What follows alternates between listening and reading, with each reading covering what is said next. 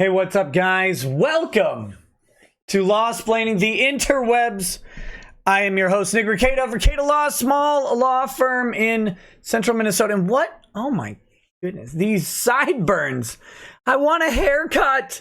Please, please, supreme overlords, let me go to a barber for the love of all.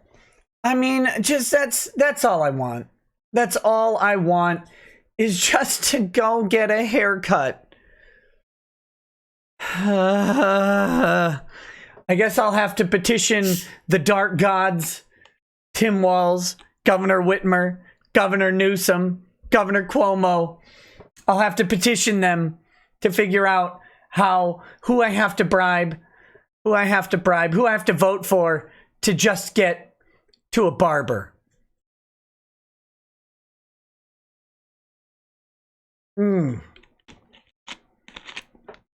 It is a frustrating thing.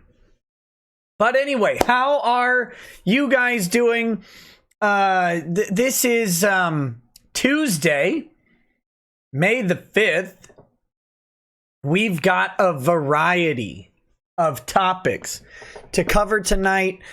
Just some little stuff. You know, I didn't have anything specific that was, a big giant thing to cover, to put all into one live stream. So instead, I've got a bunch of little stuff, and I'm going to talk about each of them, and we'll do this a little bit of conversation-like, right?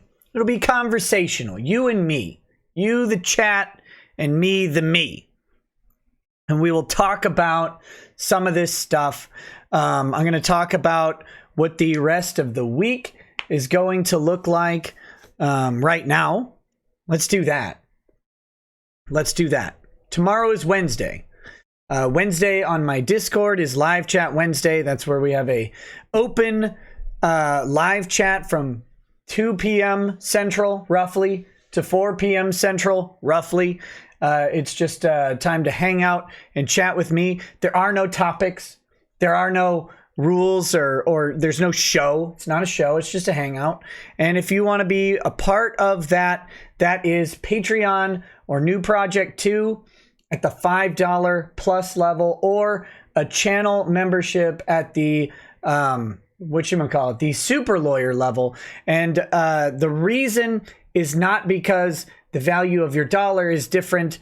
The reason is because the value of the dollar that comes to me is very different through YouTube, and the YouTube channel stuff is meant to be a little bit separate from the Discord and New Project 2. But for people who do support at the super lawyer level, you do get access to the Discord. But if you want Discord access, I would encourage you to do it through either Patreon or New Project 2. That's just a preferred way to do that for tracking purposes and for, just everything. It's just an easier system. But that is tomorrow in the afternoon. At some point tomorrow, Drexel will be arriving at my house. That means that we will have a show. We're going to have at least one Drex stream on this channel, and I'm not sure what day that will be or what the topic will be just yet.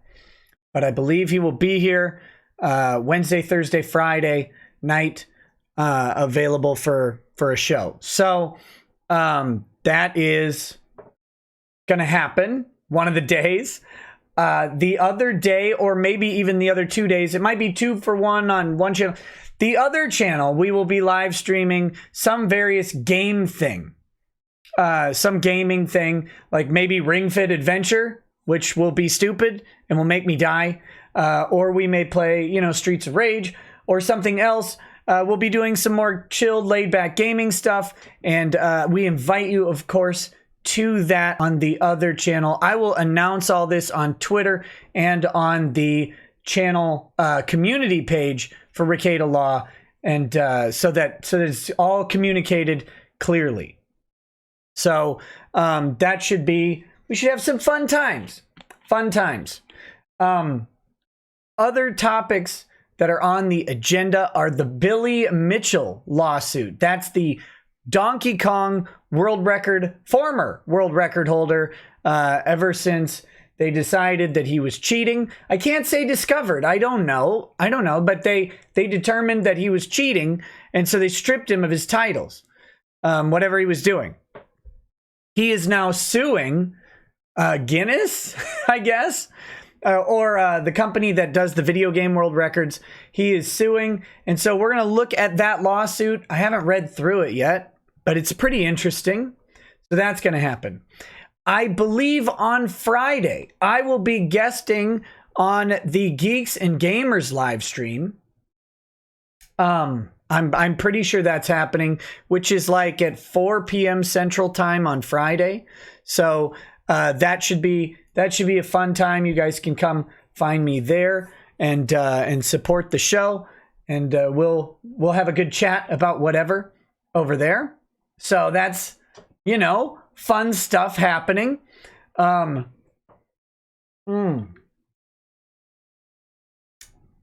than that, tonight we've got, let me lay out the framework for tonight's main topics. We've got a stormtrooper arrested, and if there's anywhere that a stormtrooper could be arrested for having a gun, it's Canada. And we're gonna watch through that, and I'm just gonna complain about Canada a little bit. And how ridiculous that whole situation is. It's not a long topic. That'll be a kind of a short thing. And then that will bring us into the featured. The featured subject tonight is Ron and Monica. Ron Toye, that's his name. Oh my God, it's been a while. He hasn't been talking to me, so I forgot what his name was. Ron Toye, some damning video footage has surfaced of Ron Toye sexually abusing someone at a convention. Now, bear in mind, I am using the language and framing that they have applied to Vic Mignogna and other problematic people. So we're going, that's, you know, everything has to be framed in the reality that they chose. So we're gonna see that the videos, we've got the video, we've got the footage, and then I love you, chat, but sometimes you make me mad, and I'm going to talk about that. And because you make me mad, I'm going to punish you, but I am benevolent and will endure the punishment with you, and we will listen to the worst thing you could possibly listen to, which is Monica Rial on a podcast. All right, because I have some responses to Monica Rial's appearance on Some Dummies podcast. I don't know who this person is, but you are going to have to just stick with me on this. I'm with you. I'm punishing myself too, and we're going to talk about why. I will tell you exactly whose fault this is. You will know their name. We don't pull punches on this channel. You will know the name of Phoenix Lord Osserman. You scumbag. Do you know what my room smelled like today? Do you know? How dare you? How dare you? So we're going to do that. And then finally, we will go into an update on the Nicholas Sandmann case to close out the show. Nicholas Sandmann, of course, is the punchable-faced kid who stood in the way of a rampaging Native American named Nathan Phillips. I'm sensationalizing because that's what the media did. And if you didn't catch my video, I guess I should make an announcement about that.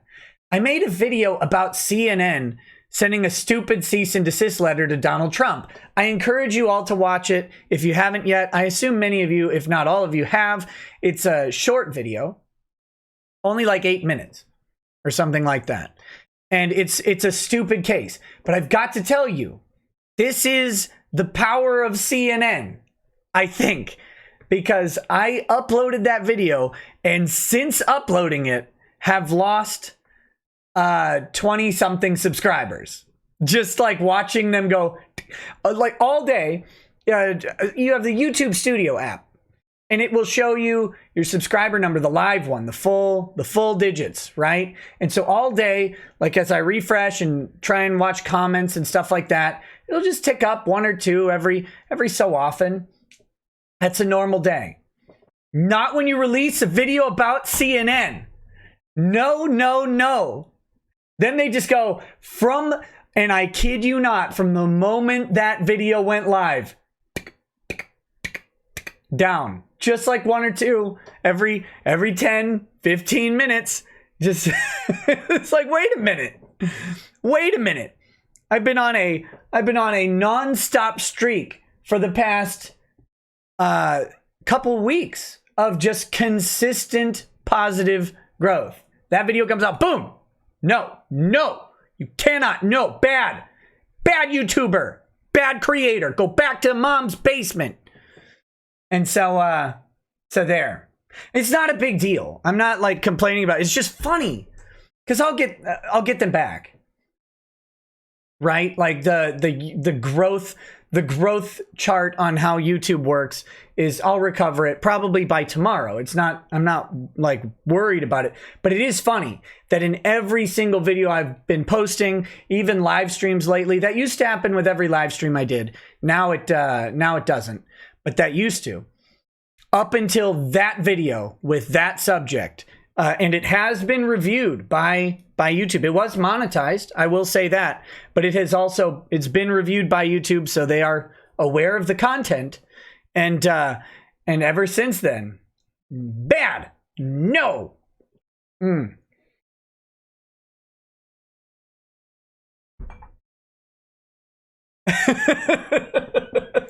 Thanks, Dead Snake 989. You were pardoned for that one. I forgive you. But it was just a funny thing. So if you want, go check it out. It's an interesting little bit because as Nicholas Sandman is suing CNN, right? That's one of the people he's suing for selectively editing and misrepresenting a situation. And then Donald Trump runs an ad using some footage from CNN, and CNN says they were selectively edited and misrepresented the CNN's position, and they sent a cease and desist. Well, what's wrong, bro? You have a problem with it now? You got a problem with it now? And Vermilion Mage, yeah, we're going to talk about that. We're going to talk about that as well. So, anyway, so we're gonna go into the Stormtrooper story first. That will be in just a moment, and then that should take us, just a little bit of time to get right into the Ron and Monica meet, and emphasis on meat whenever we're talking about Monica. Emphasis on soy products and meat substitutes whenever we're talking about Ron. And then finally, we'll get to the Sandman update after that. But let's do the chats that have come in first. First is Mike Lee. Greetings from the shadow of the fascist mouse. This is my first super chat. Oh, thank you. Thank you so much. I really do appreciate it. Welcome to the show. Today is my 50th birthday, and I'm starting it off right with a Highland Park 12-year Viking honor and Rekieta law. Thanks for the laughs. Cheers. Well, it wouldn't be a cheers if I didn't join you. I don't have a 12-year Highland Park. I have an 18-year Highland Park, and I'm going to drink that to share in Highland Park with you. This is the closest thing I've got to what you've got. And I've never tried the 12-year. Is it good? I hope so. The 18-year is good, but I believe it's a little... like I've had the 18 and the 30, and the 30 is absolutely overpriced. It's delicious, but it's way too expensive. The 18-year is very, very good, but I believe it may also be a little overpriced. This, however, was a gift for which I am eternally grateful. Thank you so much. But this is good stuff. So cheers to you.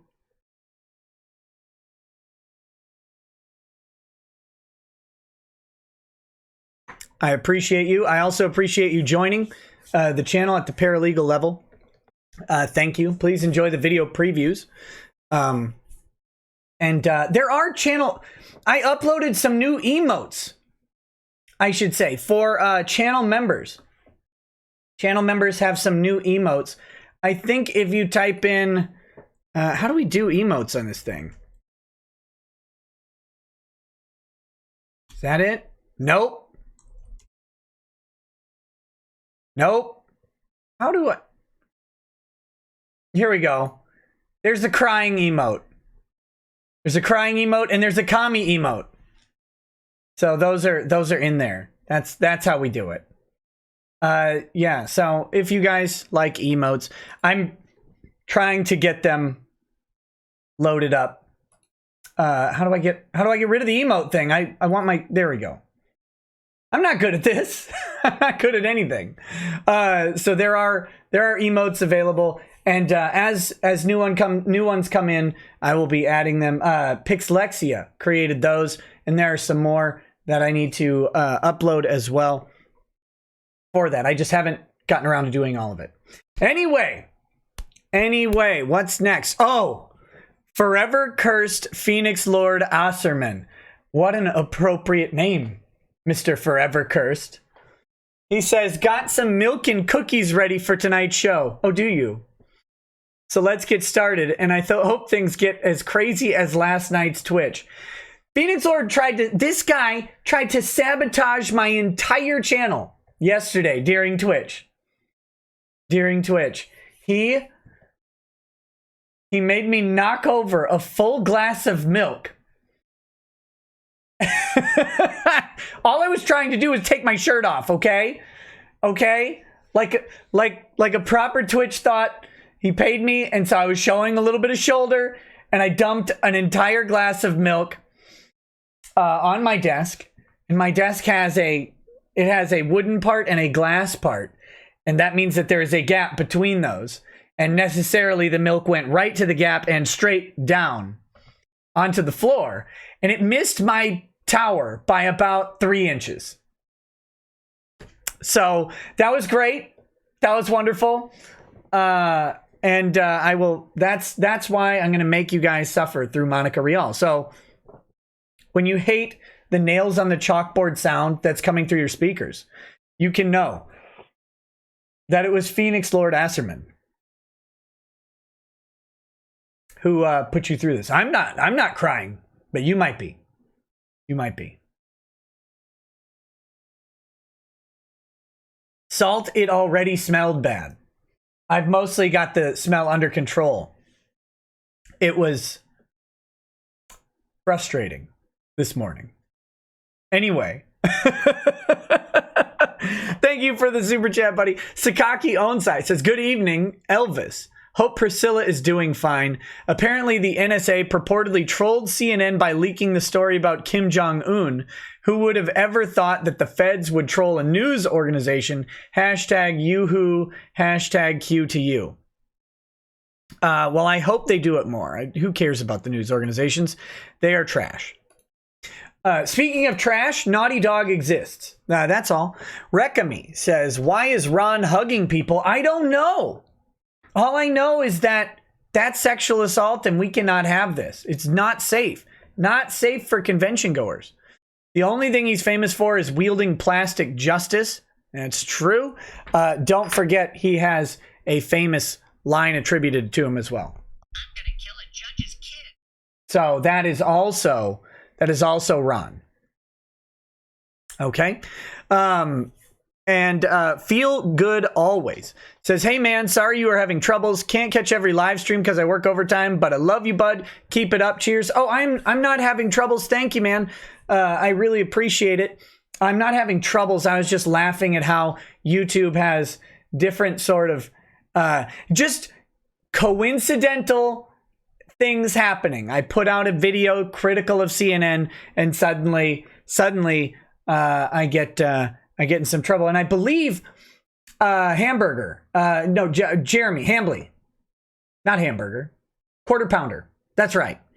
I believe Jeremy Hambley, he put out a video where the chief financial officer or chief products officer or something, I didn't watch it. I just saw the tweet about it, where they called YouTube creators basement dwelling incels or something like that, right? That he did a video about that today, and so I mean, just think about it. This is how they view their revenue that's their sales force. We're their damn sales force. Like it. Okay, guys, I got a bunch of vacuum cleaners here. I need you to go door to door and sell them. I need you in every home selling vacuum cleaners to the good people of America. Get out there. The moment the vacuum cleaners leave with the salesmen, they go, God, I hate those salesmen. Bunch of murderers and rapists they are. Like, what? What? Why? We're your sales force, dummies. Stop it. Stop dumping on us. Just help us. Just help us. You earn money when we do. It's amazing. Anyway. Okay. I think that's it. Let's pull up the Stormtrooper. Got it on a tweet here. Just a second. And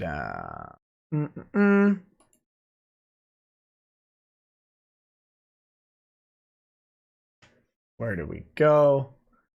Oh, and I'm also happy to announce that Jeremy Prime, D-Day Cobra, got his copy strike removed by appealing the DMCA, or the copyright strike. I don't think he even got DMCA. It was just straight strike, right?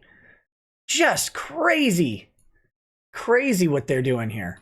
But he did prevail. And I encourage people, fight those false. If you did fair use, if you are confident in your fair use of what they've done, or of the use of material, fight it. If you don't know how to fight it, ask someone. Ask someone like me or another YouTuber who's been through it. They can guide you. I can help you. There's fight that stuff, especially from a big company like Naughty Dog and Sony. Fight them. They're just bullying, and not in a funny way. Not like they're not calling you fat. It's not that kind of bullying. They're trying to take away your ability to do what you like, which is produce content, whether you do it for money or not. That's what you do, and they're taking that away, and that's garbage. And they're only mad because everybody's pointing out that their game is trash, and no one wants it. Nobody who's checking out the leaks is like, you know what? That's great. That's what I want to see. No, everybody's pissed.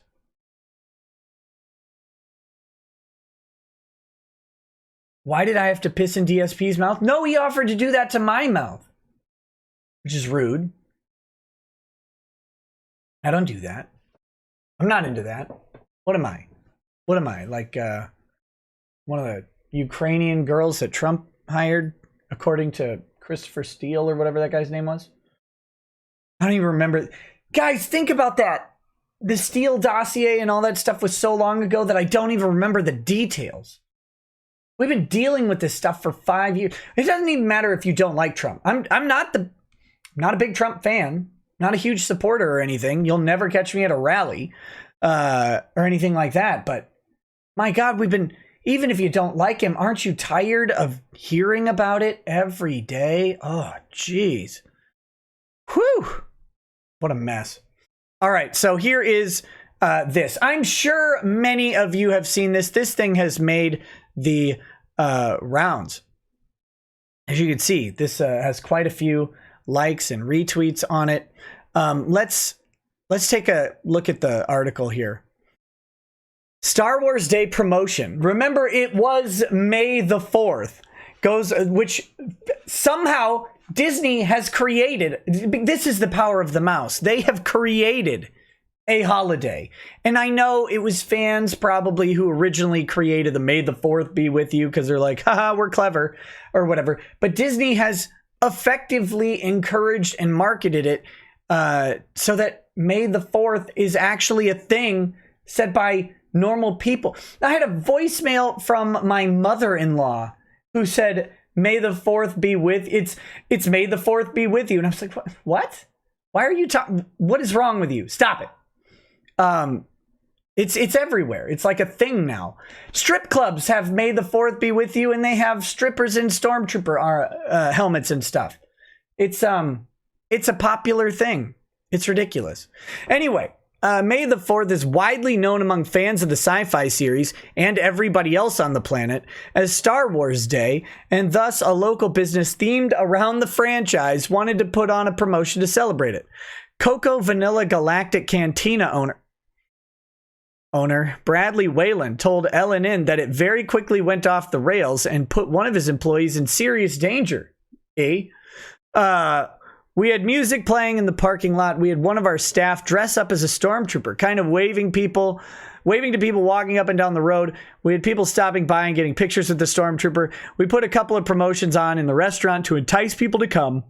The female employee arrived for work at 10 a.m. on Monday, May 4th, and went out in full costume around 20 minutes later. Look at her. There she is. Here we go. That's nice. After she got on her knees, wait, is there music attached to this? Walper adds that the officers then pushed the individual down to the ground and put her into handcuffs. This is, I mean, frankly, right now, the way this article was cut is not good. This is just sounding like a Ron Jeremy special. As a result of being pushed to the ground, the employee had a bloodied nose. Oh, damn. Neither Whalen nor Walper could confirm if she had suffered any other injuries. Hope not. Hopefully that strong armor protected her. According to Whalen, it took an extra few moments for the employee to get down because of the costume itself. Yeah, it doesn't look like it's super mobile. She kept yelling at them that she couldn't kneel down because in that stormtrooper costume, you can't even sit down in it. Like, it's impossible to sit down. She kept telling them that she couldn't get down, is what she explained to me after we talked to her. Wasn't a matter of her not wanting to cooperate, Whalen continued. She dropped the gun when they told her to, and just forcing her, making her get down on the ground after they determined that she wasn't a risk and that the gun wasn't even a real gun. It was a plastic Star Wars blaster. Did you see the problem? You're in Canada, eh? Can't have that gun there, eh? It's a laser blaster, eh? It's made of plastic. Doesn't do nothing. No problem. It's all good, buddy. How you doing? I'm sorry. And they freak out. And then after she drops the gun and it's like clack, clack, clack, clack, because it's plastic, right? They still put her down on her face and handcuff her. We're going to watch the video in just a second. Wait, let's just watch the video right now. Let's see. Oh, wait, let's do this. Jeff the Gamer says, with the face of a horse, the body of a cow, and the voice of a chipmunk, we get to hear Monica the human chimera. Ugh. Yay, that's an apt description. Yay, us and our ears that will soon be gushing blood. And then a big giant chat from Feels Good Always 990. Hey, thanks, man. Says, love you, bro. Keep it up. You deserve part of my overtime. Keep it up, homie. Well, I will. Thank you so much. I really appreciate that. Very, very, very much. Thank you. Okay, let's watch this video. Here we go. Oh no! No! I'm gonna get a copyright hit for Come On, Feel the Noise! Damn it! Stop, Pete. Stop. Look at this! Look at the cops! Look, he's drawing! I don't know if that's a he or a she. That might be a she. Stop. Nothing in hands at the moment. Look, down on knees. You can see the blaster is down at his feet here. On your belly. I'm in a plastic suit. Fascists.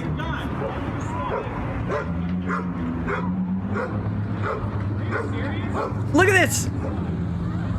Handcuffing her.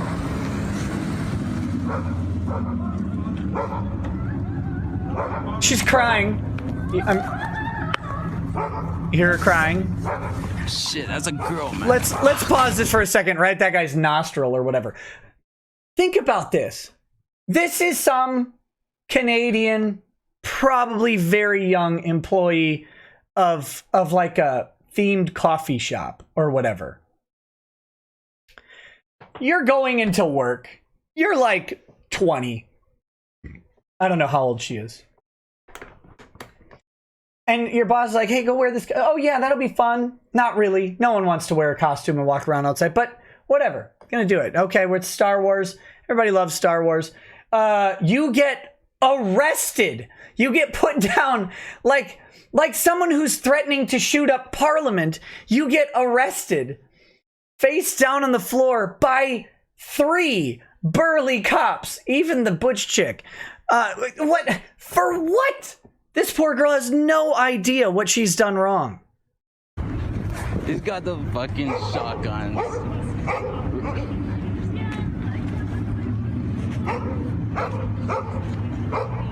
Okay, good cinematography here.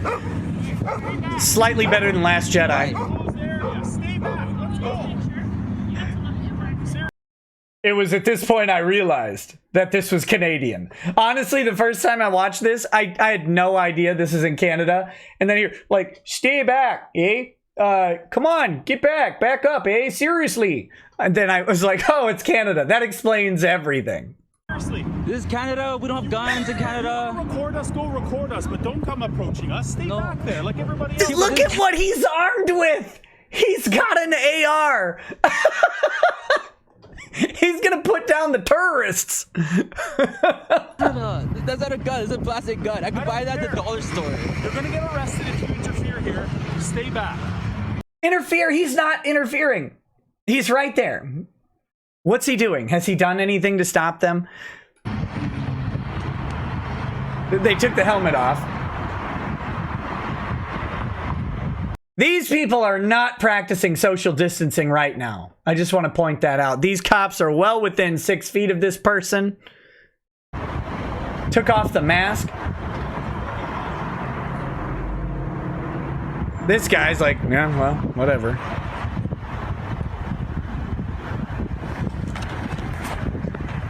Oh my god. Are you serious? A plastic gun? Look at this. This is my favorite dick move. You don't get to see what's happening anymore, peasant! Oh, what a fucking dick. They drive up and block the cameraman. Okay, whatever. And then, of course, that guy's out. What's he gonna do? Oh my gosh. I mean, this is... Look at this police force. What are they doing? Like... Guns are scary, okay. Stormtrooper blasters are not guns. They're not even close to guns. Maybe there's a modded. Is there a modded AR pistol that looks like a Stormtrooper blaster? I know I've got some gun fans in the chat.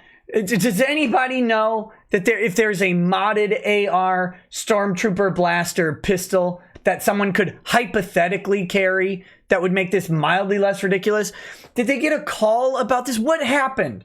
We don't have anywhere near enough details to know what's going on with this. Let's finish up the article here. There was no effort on the part of the police to de-escalate the situation or speak to him or the employee calmly before taking action. No, that's pretty obvious. Like, you see the stout dwarven chick get out, and she is going around the back of her car for cover, drawing her weapon before approaching. There are already 2 officers on this girl. There are already 2 officers there, and the bearded dwarf goes behind her car, fearing the gun that is already on the ground, and draws. She's gonna come up and straight up Dirty Harry this chick. No way is she gonna make a ninja roll in her plastic suit, retrieve her full auto blaster rifle, and fire, managing to miss literally everything. Not on that chick's watch. For the Karas Encore.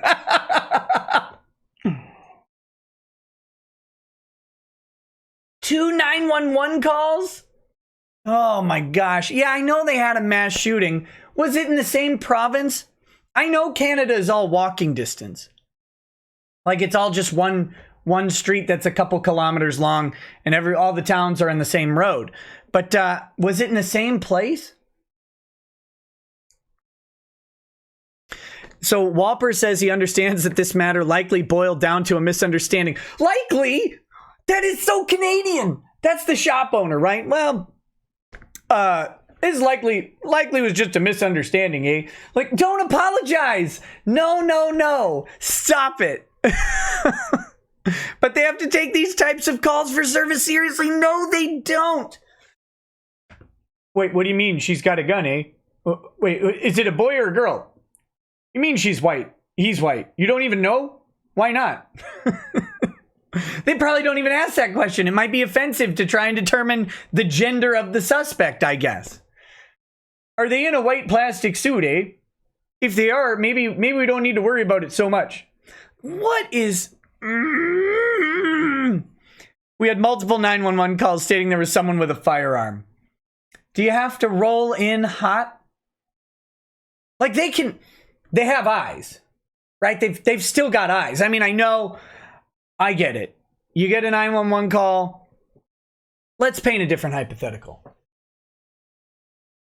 You get a 911 call. There's a shooter in a home or in the shop, right? Someone calls, hey, Mounties, eh? I just watched a person walk into the Star Wars cafe they got there, and they got they got one of them firearms on them. All right, different situation. Police drive up. They can't see the potential assailant. They don't know what's going on. They might have to kick a door in. They might have to do some sort of quick move to get in and control the situation. That's one scenario. She's out in the middle of a parking lot in a Stormtrooper costume with a plastic blaster. I get it. They roll up. Woo! They got eyes. They make visual contact with the suspect right away. And they should go immediately. Maybe, just maybe we need to pause for just a second. Oh my God. Oh.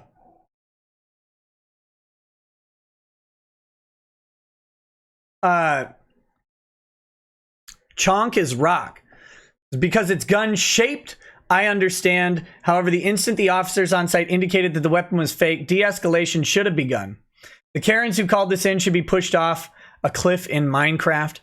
Cobb says, can you imagine before Trudeau banned basically all rifles, that you could only have 5-round magazines? From California, by the way, and that's pathetic for us. Also, Nick, should I eat this Hot Pocket? I'm kind of full, and I'm not sure. Oh, Canada. Hot Pockets, I mean, short term, as long as you have waited out the requisite lava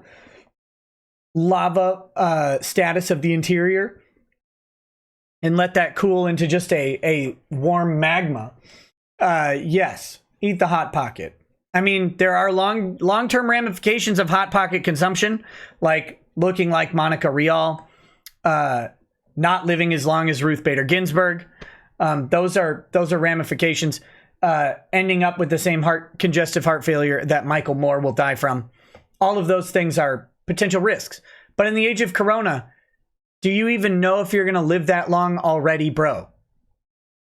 Eat the Hot Pocket. Eat the Hot Pocket. Feels good always 990 says, last dono.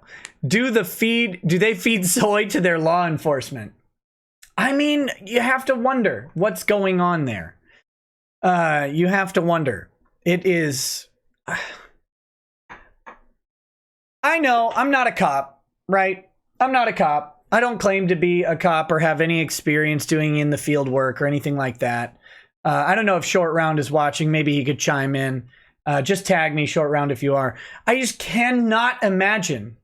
And maybe that's why I'm not a cop. I cannot imagine rolling into this situation hot, shotguns out, ARs out, dwarven chick relegated to a pistol because they don't trust her with an AR or a shotgun. She, I can't imagine rolling in hot on this. I have a buddy who this happened to him here in town. He left a fight. Someone else was fighting. He was concealed carry, and he said to a person that he needed to leave because he had a firearm on him, and you can't be around that type of environment with a firearm. It's dangerous, right?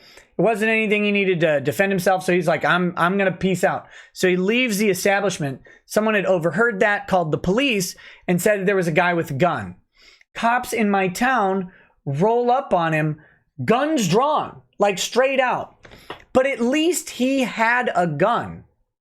And I think that was a bad reaction because his gun wasn't drawn. He was walking down some stairs calmly.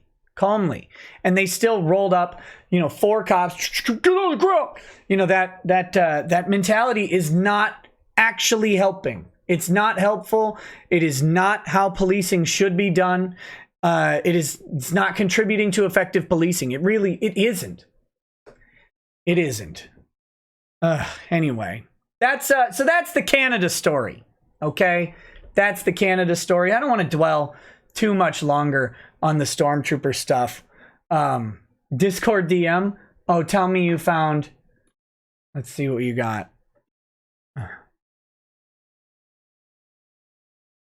Let's see. Okay, thank you. It was the same province, different city. Been approached by an officer who was called for gunshots and asked if I heard anything. Was kids with fireworks in the field. Complete dark, no escalation whatsoever. Oh, okay. So that's where you are. You're in the same province, but a different city. Okay. Gotcha. Yeah. Well, thank you for sharing. Also, that's a funny picture. But that was a while back. I don't think that's related to the show. So that's that. Let's get this Ron and Monica stuff pulled up. God, I am so sorry for this.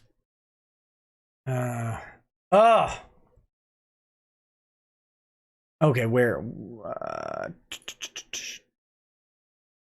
No, I need to go to my thing.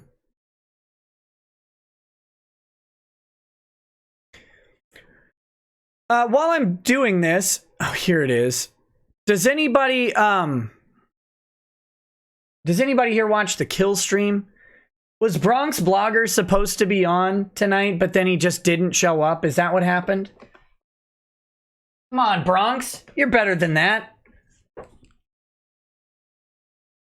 I don't know. I heard something about it, but I wasn't able to watch. Yes? No!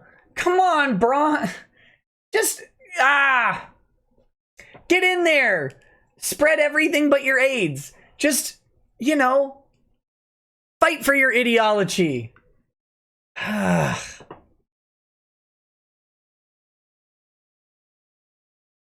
Oh, somebody didn't want... Oh, his opponent decided that it wasn't worth him debating Bronx. I take it back. If Bronx was down and then the black Israelite guy didn't want to do it... Oh, no, that guy... that would have been hilarious. That's what we need. Oh, man. Bronx, I take it back. I support Bronx Blogger in this. I support him.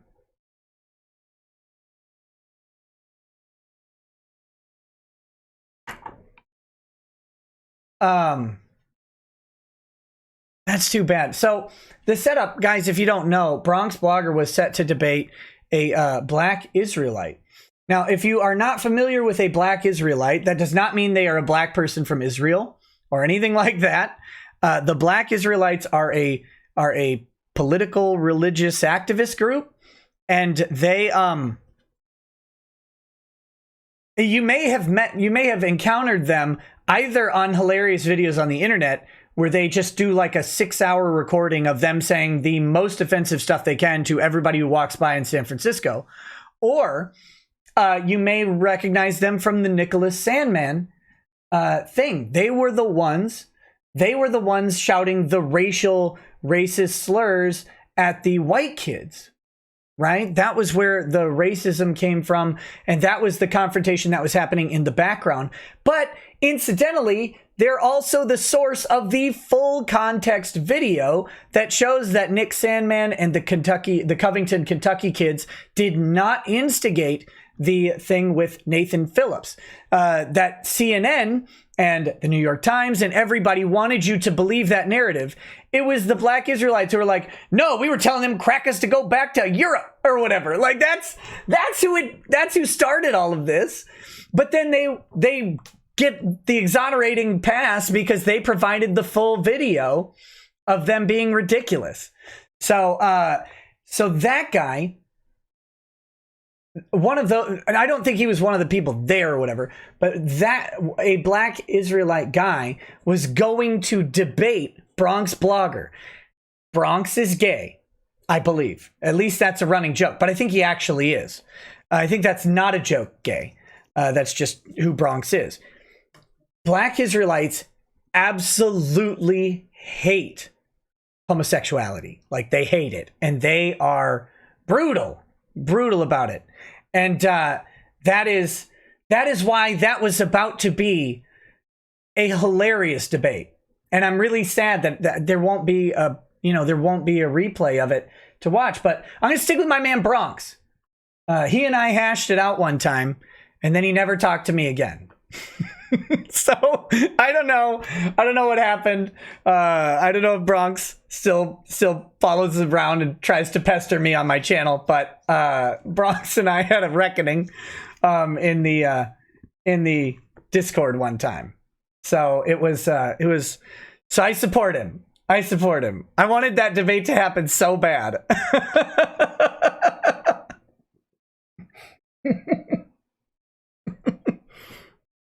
All right, let me read a couple of these chats, and then we will get into the Ron and Monica stuff. And that sentence just made me vomit a little bit on the inside. Loric Project says the 911 call probably said she had body armor on. She's in full tactical armor, eh? It's resistant to blaster fire.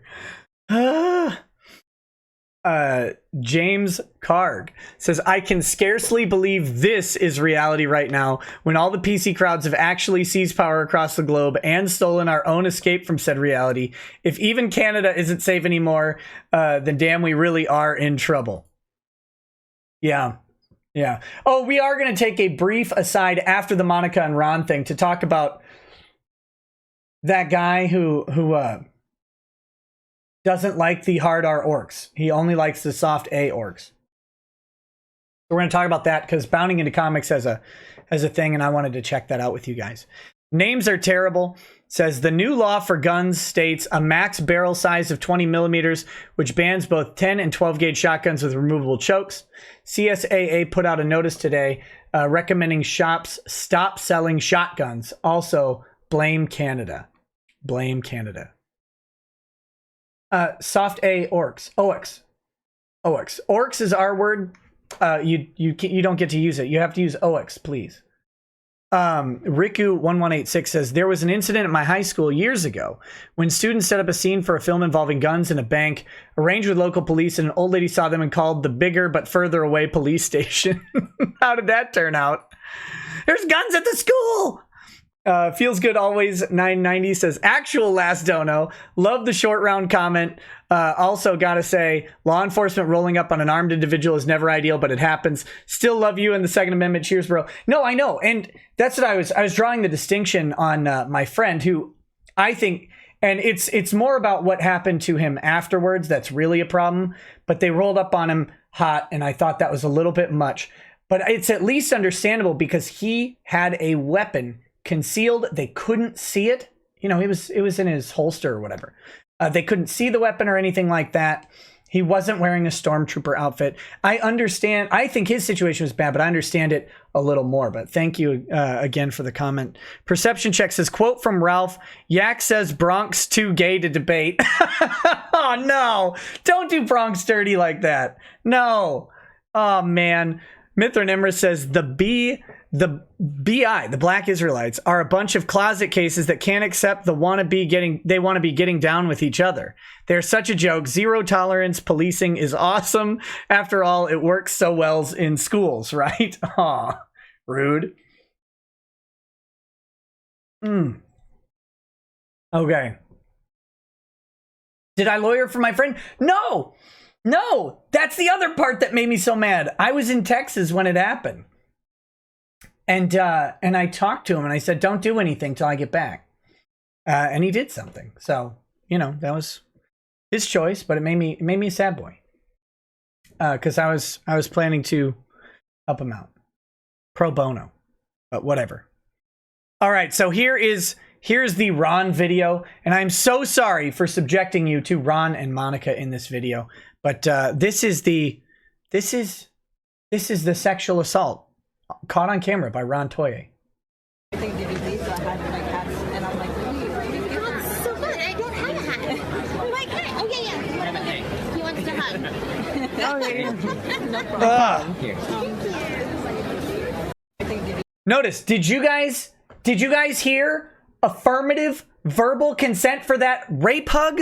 I didn't hear any verbal affirmative consent for that rape hug. Not one bit. He wants to hug. Yeah, get out of the way. Look at that. Let's try it again. So I had my cats, and I'm like, Oh, so fun. I don't have. And blue hair. This is extremely dangerous. Ron, what are you doing, Ron? No, Ron, no. Don't do it. My cat. Oh, yeah. He wants to hug. no problem. No problem. As she goes home and cries to sleep. That's what obviously happened. And somebody get an exorcist for this backpack. What is he doing? You're a grown man. Why are you wearing a backpack? And two, why does it look like that? What is happening here? Blah.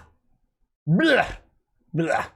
Anyway, again, so of course the funny bit, this is I believe in like 2016 or something. I don't know what date that occurs. Obviously it's not right now because no one's doing conventions at the moment. But I want to point out that there was no affirmative verbal consent there because it's a convention and people hug people. That's it. But if Vic hugs someone, rape. If this video involved Vic Mignogna, it would literally be included in their examples of Vic assaulting fans inappropriately. It would actually be in there because that's what's actually in their collection of videos and documents is stuff exactly like this.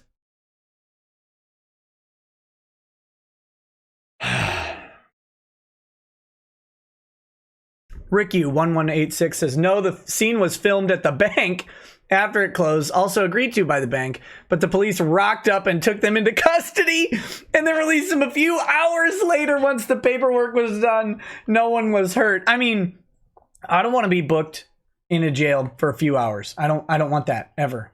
I don't want to be in police custody for a minute. Not for a minute. Certainly not for a few hours. That's terrible. Mithra Emmer says, by the way, business idea for you, Nick. Point of contact for YouTubers fighting against false DMCA claims. Charge a nominal fee and they pay put your firm contact information to prevent doxing attempts. That is a good business idea. And I know it is because I have done this. I've done that before. But yes, thank you. Thank you for the suggestion. It is a very good one. And I do have that opportunity if people are willing to do that. Samuel Montanez says, long time to watch. Hope everyone is doing well. Finally settled down in a local fuel tanker. Much happier than long haul. Hey man, I'm glad that you are moving in ways that you want in your career. That is awesome. Glad to hear it.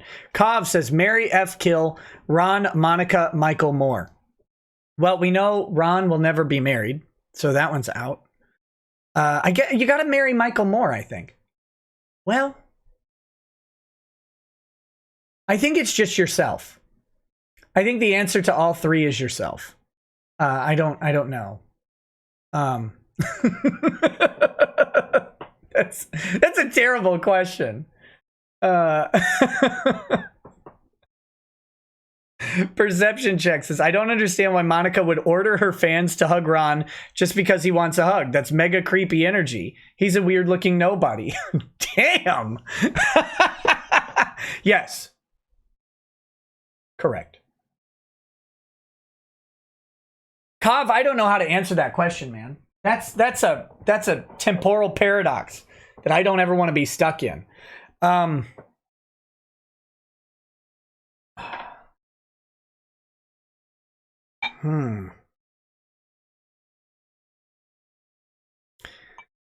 guess as Monica's the only female, I'd have to take that for the F. I could live being married to Michael Moore. Ron couldn't. That's the joke. That's the joke. I hope that was an acceptable joke.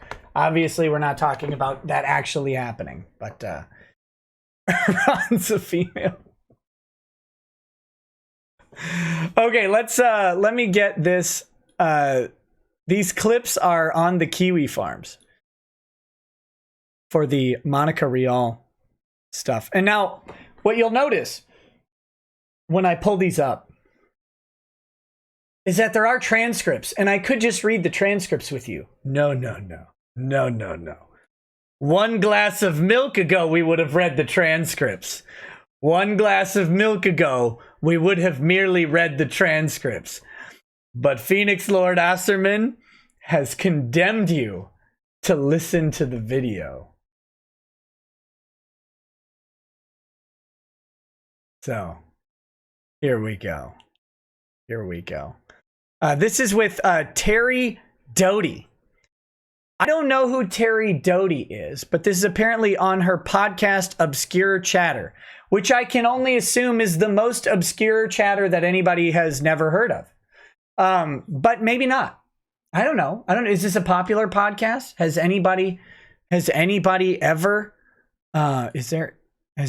heard of this? Woo! Glad to see that our website for Obscure Chatter is powered by GeoCities in 1999. So there we go. That's... Wow. That was loud and horrid.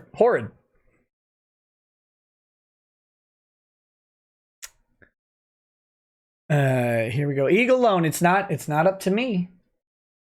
I mean, it's if you guys want to see Vic at Anime Matsuri, politely and professionally ask them. It takes more than just me asking. So who knows? All right, so here we go.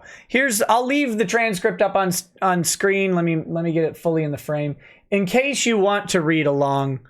What happened? Where'd it go? Here it is. Now you'll be able to see, I believe, all of it. We'll shrink it down just a hair. Think of how far we've come on web pages, by the way. I shrunk the window a little bit and it put words down on different lines. Like it didn't used to do that. It used to just sit there and you had to be stuck with it. It was terrible. No, Felipe Move, damn it. I was going to get to it. I was. Anyway, Felipe Move says, Nick, Canada is not all at walking distance. Only the parts where you can live without freezing to death are. They have a lot of useless land. Now, Canada, it's like Rhode Island. It's like that big. What are you talking about? And then he also says, I see how it is, Nick. We, the Justice Chat people, are second-rate citizens for Rekieta law. Got it. Not true. Not true. No, I always try to read the Justice Chats first at the end of the show. Sometimes I get it wrong, but I try to. Okay, here we go. So here is the transcript, and here is the audio. I don't think there's actually important video. Maybe there is.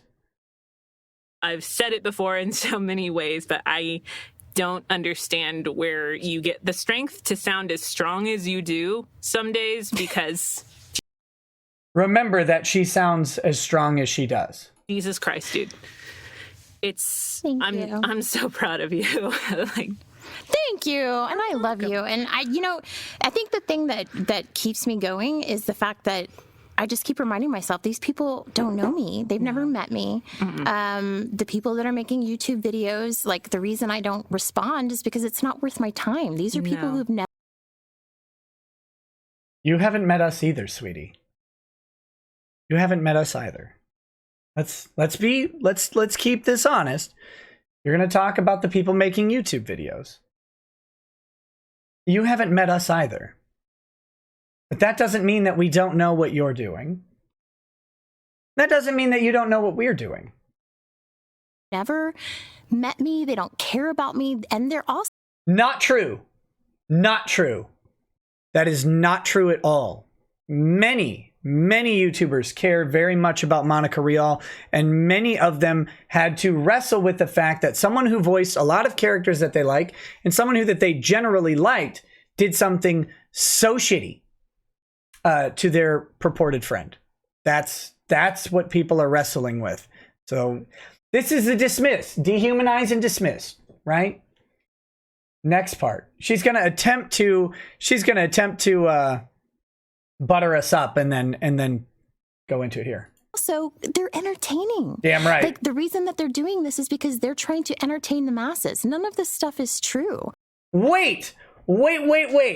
Monica Rial, have you heard of, there's a genre out there of things, it's called true crime. True crime. I know, podcasts or documentaries. It's literally the most popular thing on television right now, and the most popular podcasts are true crime podcasts. That's it. They're true. And they're entertaining. This can be both things. Just because we are entertaining doesn't mean that none of this stuff is true. What stuff? What is this stuff? This stuff where you lied? I mean, what part of this stuff is not true? Many of us are reading court documents. Were the Funimation leaks not true? Remember, they tried to run with that too, right? Those are entertaining. Look at those bagged ass clothes. They said, they tried to run with at first. They doctored those. They're deep fake voices. And then suddenly everybody's heard these. These are these are on DVDs. Which ones? Some of them. They were gonna be on DVDs. It's always this way. Dismiss, dehumanize. No. Engage us, Monica. Engage us. You're engaged to Ron for a long time. A lot of practice. It's all just sensationalizing. It's not sensationalizing. Yes, 100%. They don't actually believe any of that stuff. False. You know why we believe it? Is because often we have proof of it, honey. And the bad thing is, you know what's worse? She knows, while saying this, she knows about some of the proof that I have, and she knows it's true. That's the best part in all this. She knows it's true. She even knows what it is. She's lying right now, and it's beautiful. Imagine the ability to just stone-faced lie. And so, at this point, I'm like taking the high road. The high road. Everybody that I Always. work with supports me. Mm-hmm. Everybody that I'm friends with supports me. The majority of the fans support me. Majority of the fans, guys. The majority of the fans support Monica.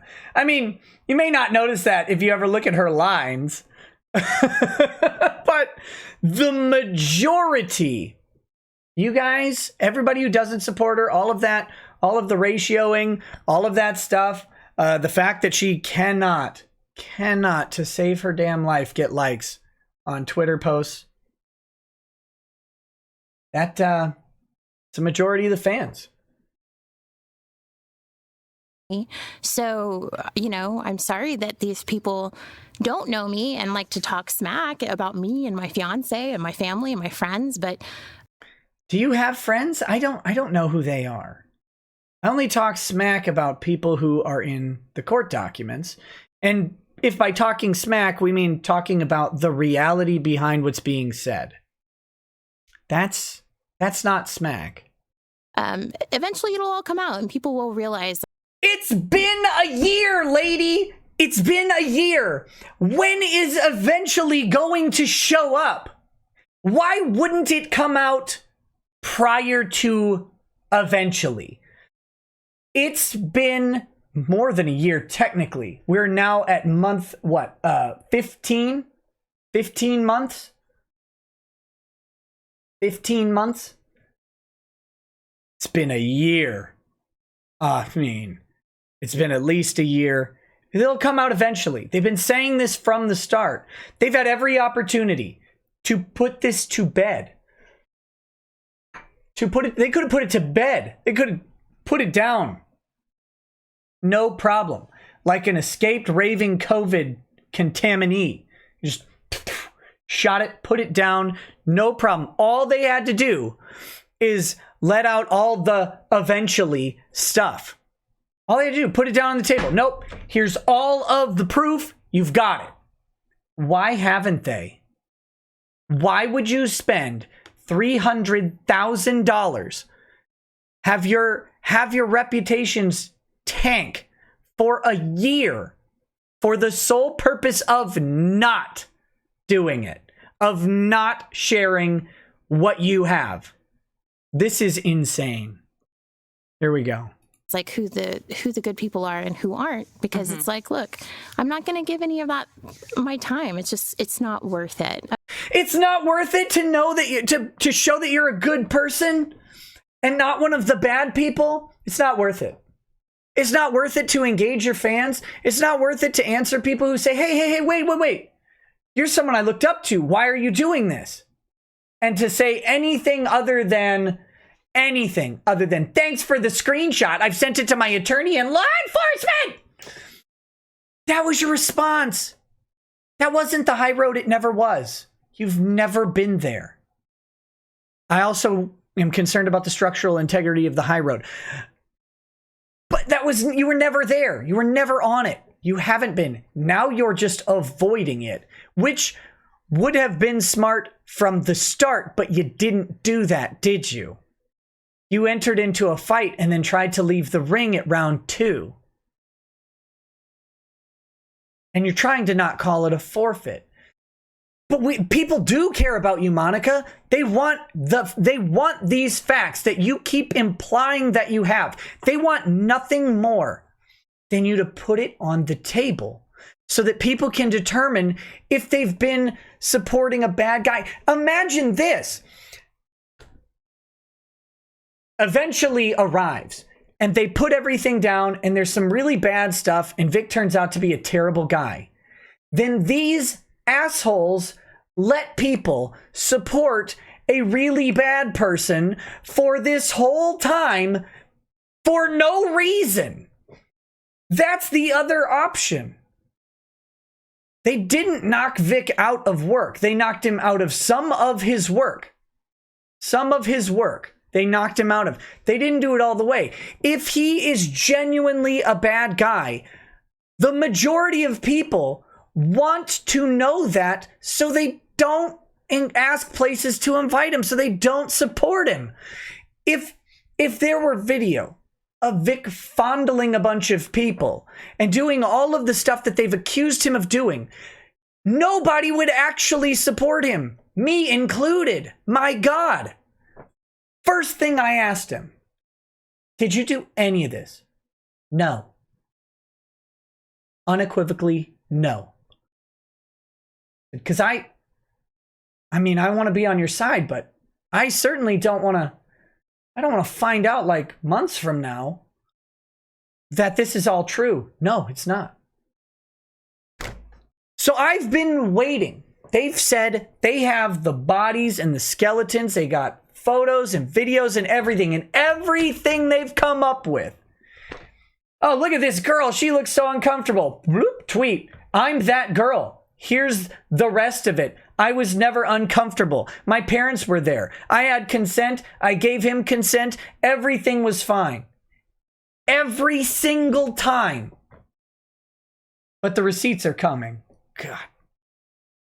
This is why people don't like you. And it makes me sad that there are people in this world that have nothing better to do than to try to tear other people down to pull themselves up. That's literally what you did. Self-awareness going critical.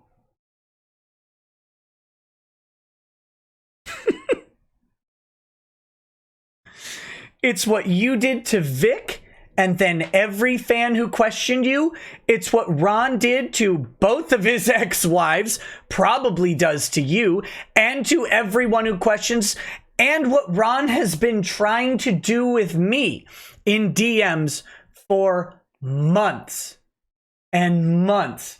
He has been trying to tear me down to pull himself up. And it's blatant. I just laughed. You can't tear me down. Like, it doesn't work. I am too much of a dick to be affected in that way. So I'm way too arrogant for all of it. It's not, that doesn't affect me.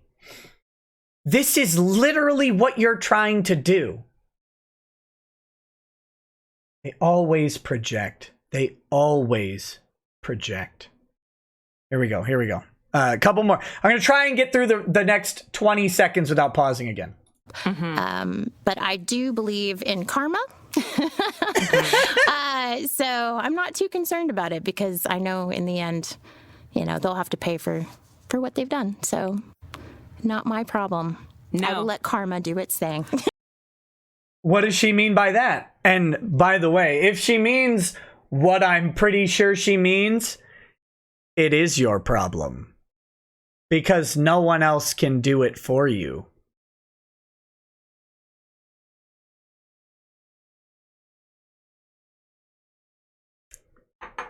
If it's what I think she means. Here we go.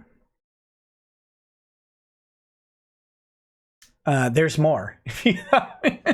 Thought we were done. Oh, no. You get to suffer much longer. Much longer. Hold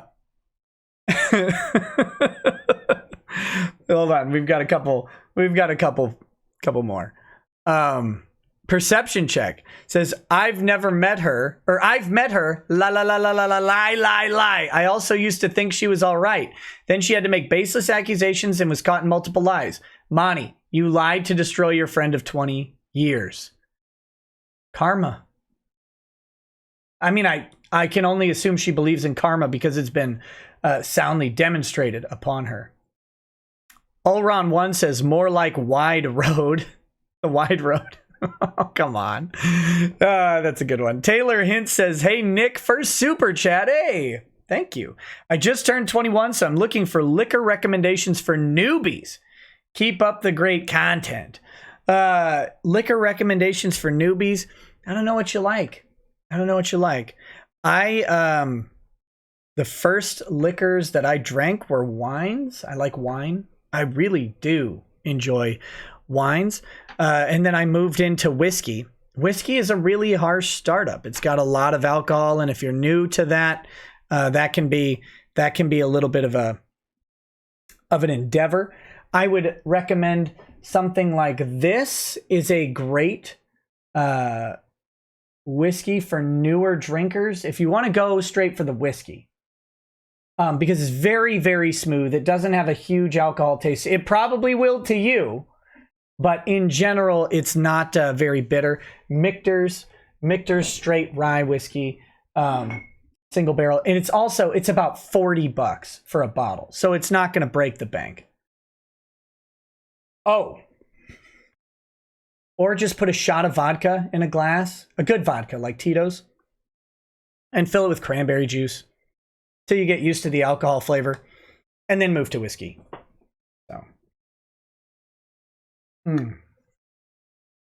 So there you go. All right. Oh, you know what we've got to do, right? This is let's see.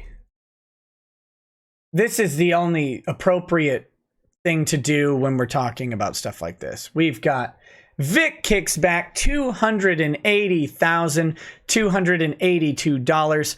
Thank you to Mike McCall, Maria Teresa O'Connell, Anonymous, Renee Colum, Dan Richardson. I haven't read these for a little while. John Madrigal, William Stevenson, Christina H., James Logan, Bryce Granger. I think I read these, and Teresa Burns. Those are big donations. Happy to read them again. Thank you all for your support of Vic through the GoFundMe. like I said, it will be open until the suit is completely over. But right now we're still in appeals. So that's where we are for that. But I wanted to make sure that as we talk about Monica and Ron, and we remind people that the GoFundMe is there. Again, always, before you donate to me, before you donate to the GoFundMe, make sure that your own financial situation is secure, especially during Corona-chan, but just in general. So, and thank you, of course, for your support of me and the GoFundMe itself. All right, let's get into this one. Both of their voices are grating. It's even more so troubling because people have found that it's like 4 times more, 4 times more intense than what you went through, just constantly reliving it by having to tell a story again.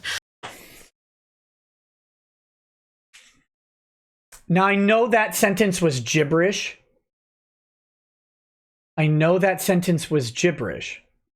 But if you can take a minute and parse it and realize what she just said. Because at first, you just want to say, like, what are you talking about? And then you realize she's saying that having to tell the story again on Twitter is 4 times more intense than what happened.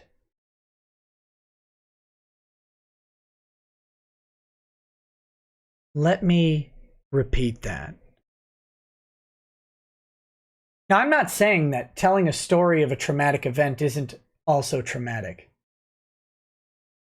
But she's literally saying it is even more so troubling because people have found, people have found, that it's like 4 times more intense than what you went through, just constantly reliving it by having to tell a story again.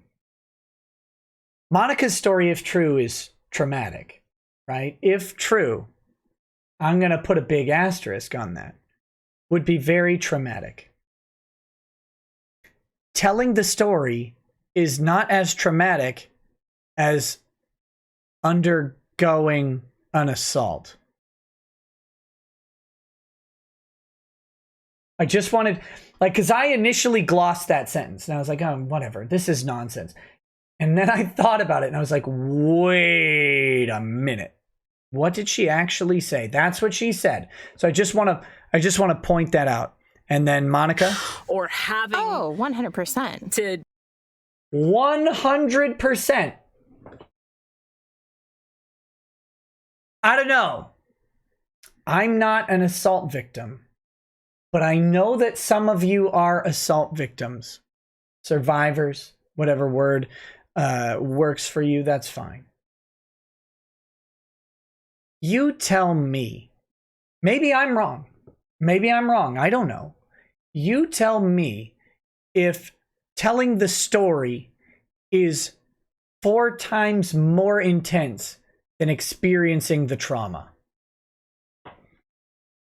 That's I just want to know if any of you out there are survivors, if that's, or victims or whatever. Like, again, I don't want to look, actual victims of assault, either sexual violence or regular violence, it doesn't matter. Actual victims, I don't want to cheapen their experience. And if survivor's a word that they choose and they actually did go through it, I'm happy to use it. I don't want to minimize anything from anybody who actually went through something.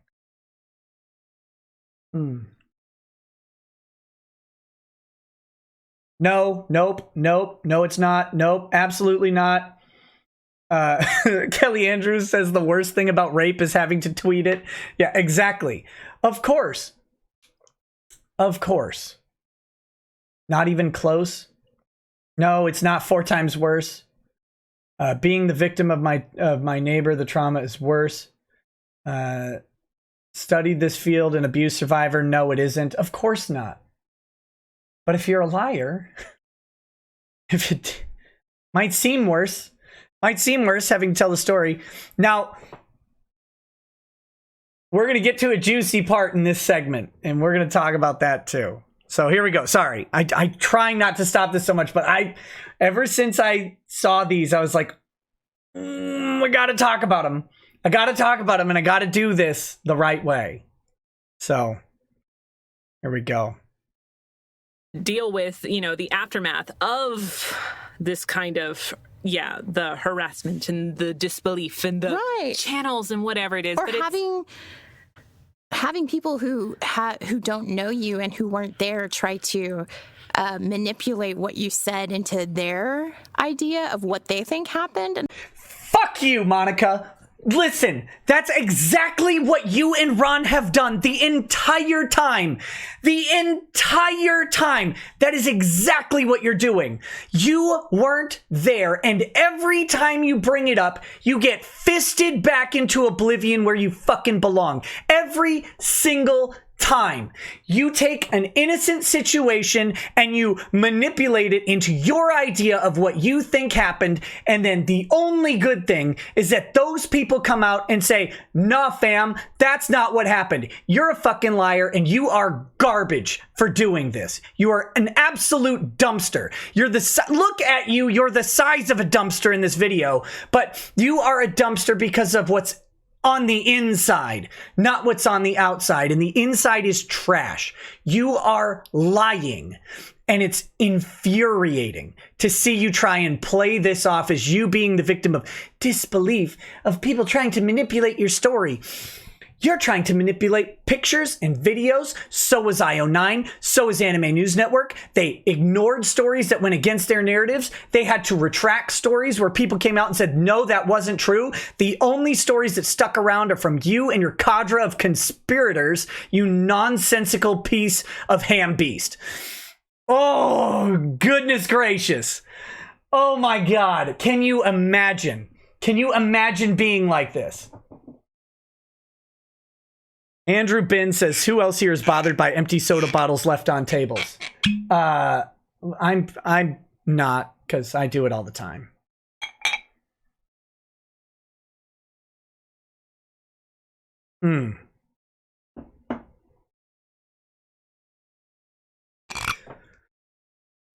Pikachu used tolerate fatso from Andrew Bins.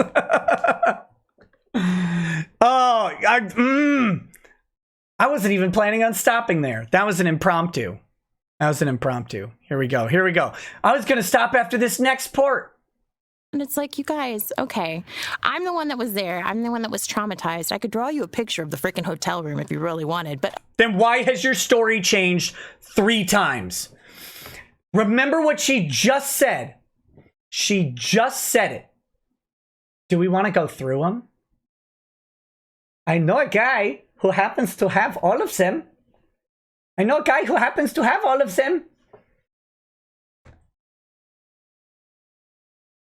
Draw the hotel room. We'll wait. Your story has changed 3 times.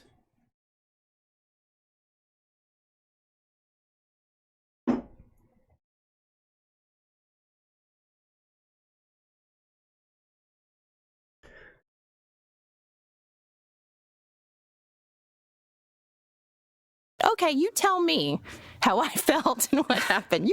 We're not questioning how you felt. We are questioning what happened because it's different every time. Even though you could draw the freaking hotel room if you really wanted. Could you? Could you actually? Really? I'd be surprised. Go right ahead. But yeah, it's frustrating, but at the same time, people are people, and I don't fault them for it. Absolutely you do. I forgive all of these people that harass me, just no one, because I'm like, they don't understand. They don't get the full deal. No, that's the problem. We got the full deal. We got the full deal, honey. That's the actual issue, is that we did get the full deal. We got all the different stories. What do we got? Here we go. IO9.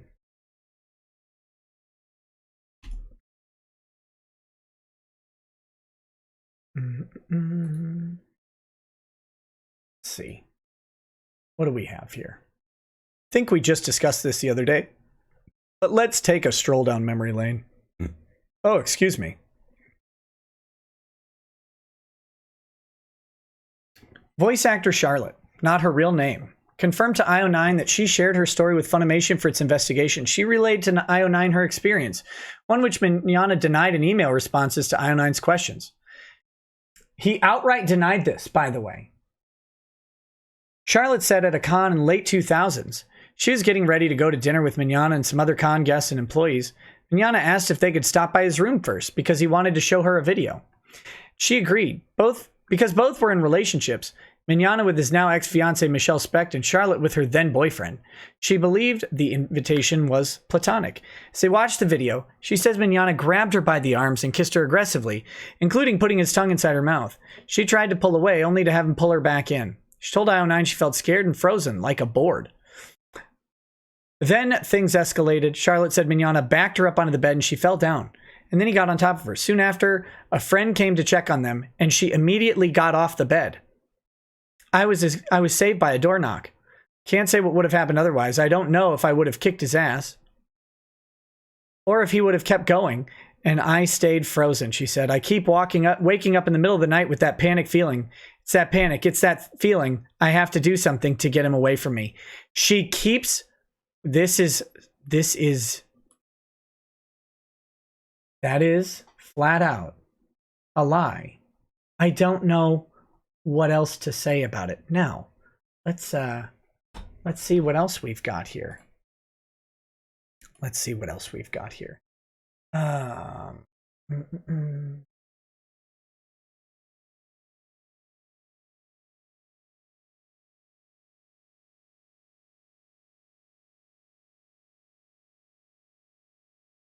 Hold on. I have to find this real quick.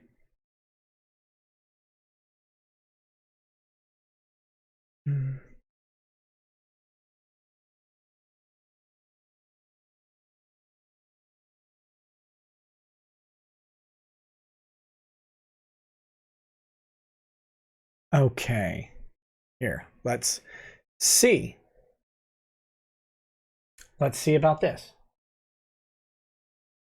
This is in her under oath response to first amended petition, or the first discovery response, the interrogatory request. My bad.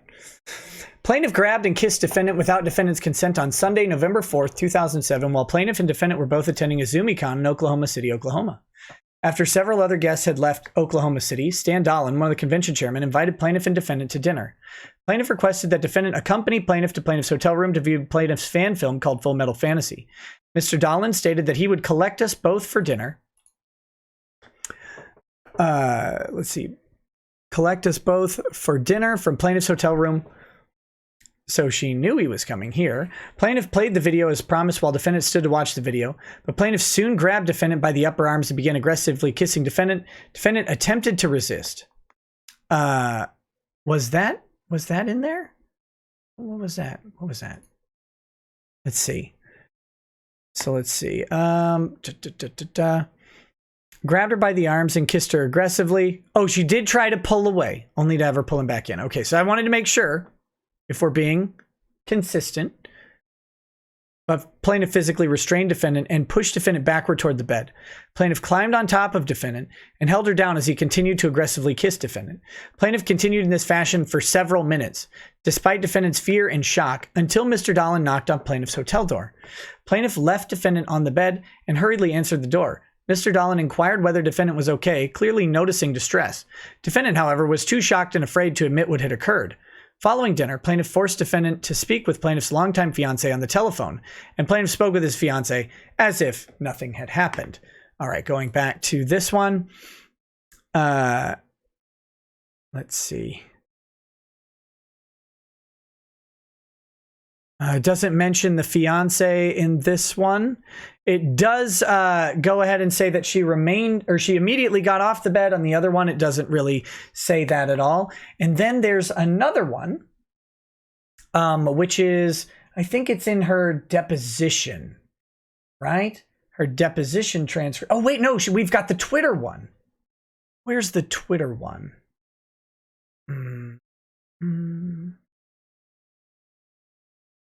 I wonder if I even have that Twitter one Andy. Where would that be? Where would that be? We've got the Twitter one, and I believe there's one in the deposition. The one where she says that Stan Dolan could tell by her face, or she hid her face in the next one. After Stan Dolan came out and said, I don't remember that, then she hid her face in the next retelling. And then there's there's the deposition one and the whatchamacallit, the other one. Anyway, my point is, even in these two, we have a discrepancy. Now she remembers these. She was there. She's the one who's traumatized. The depo said she went along with it. That's right. Where is that deposition transcript? I've got it somewhere. Just a minute. It is in the second amended complaint, I believe.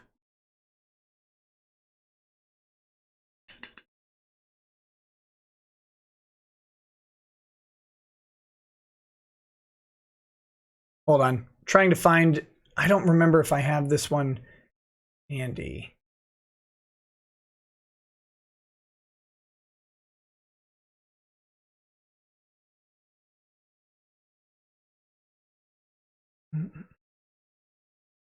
Oh, damn it. I'm killing myself here not having this thing.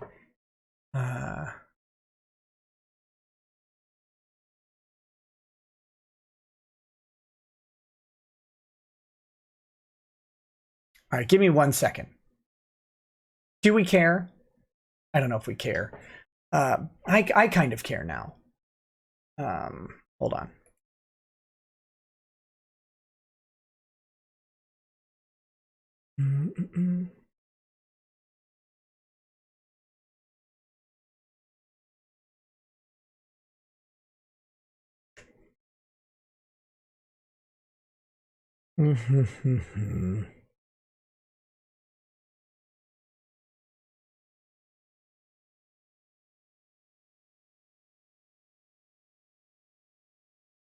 Is it in this one?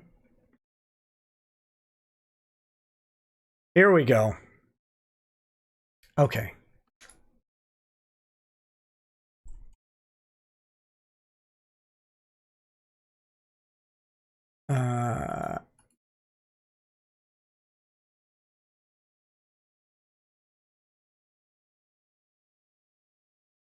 Come on, where's her transcript? I know it's in here. Oh, come on. Okay. That's a deposition of Ron Toye, Monica Rial. Here we go. Pinned, kissed. One of those things is going to be on here. I just have to find where it is. Izumicon. 29, 49, 64.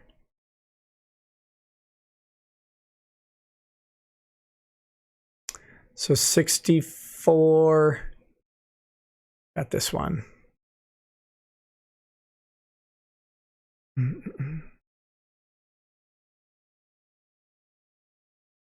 I wasn't planning on doing this. I really should have.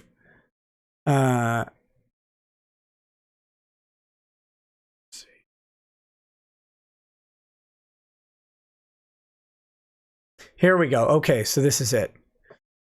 Had Stan given you a time when you were going to dinner? I don't recall whether he gave us a specific time. I know he did say, I'll go by the room and get you when we're on our way. How long were you in Vic's room? I don't know.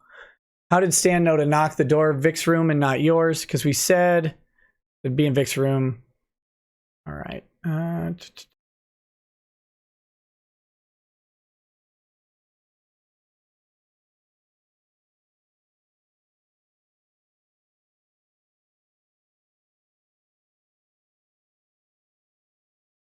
Oh gosh, it's in her. That's funny. Does it go through any more of that story? I think it says it in the story.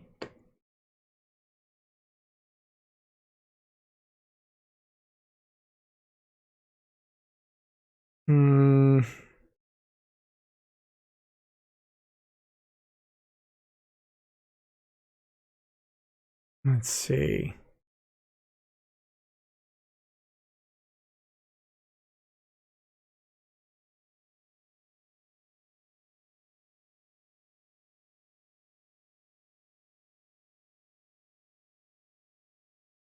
Huh. Where was that? Oh, God. I should have prepared. I wasn't going to go down this rabbit hole. But now I'm stuck on this. 49. Con that you were at 20, ZumiCon.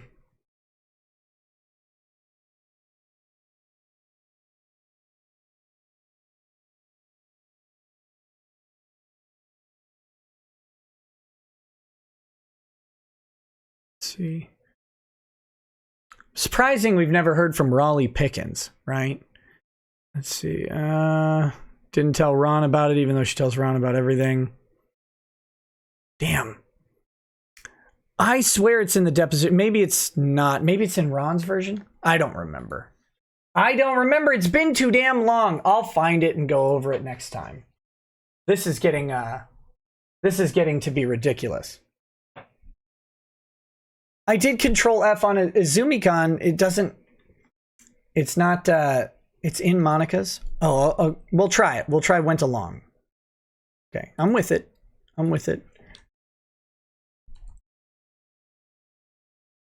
Went Along is not in the document. I don't think these are, I don't know if they're, okay, well, here's her tweet. Right? Let's see. In the mid-2000s, we were at a convention together and he grabbed me and kissed me in his hotel room. I froze. You may wonder why I didn't yell or scream or push him away. I was scared. Why? Because I was raped as a teenager. And I learned that sometimes fighting back makes it worse. Now, that's an inconsistency right there. This is her tweet. Why did I go to his room? Because he asked me to watch a video and I trusted him because he was my friend. Not only that, but he was dating my friend Michelle. Now I'd been flirting with my soon-to-be boyfriend at the convention all weekend. After that experience, I distanced myself from him and unfortunately Michelle as well. Felt incredibly guilty even though I hadn't done anything wrong. I went to therapy and worked on forgiveness. I choose to forgive him. Maybe it was just me. Maybe it was a one-time thing. Let's see. So there's that one where she froze. Where's the went along with it? Grab me by the upper arms and French kiss me. That was inappropriate. We can see the story evolving in real time. Here we go. What is this from? Yeah, it's not finding it in the depositions for some reason. Hold on. I don't think it's actually text searching the deposition pages, which is annoying. Went. We'll find went. Went is here. 29, 30, 31. All right. That was the part I didn't scroll back to. It's my own fault. I didn't check all of them earlier.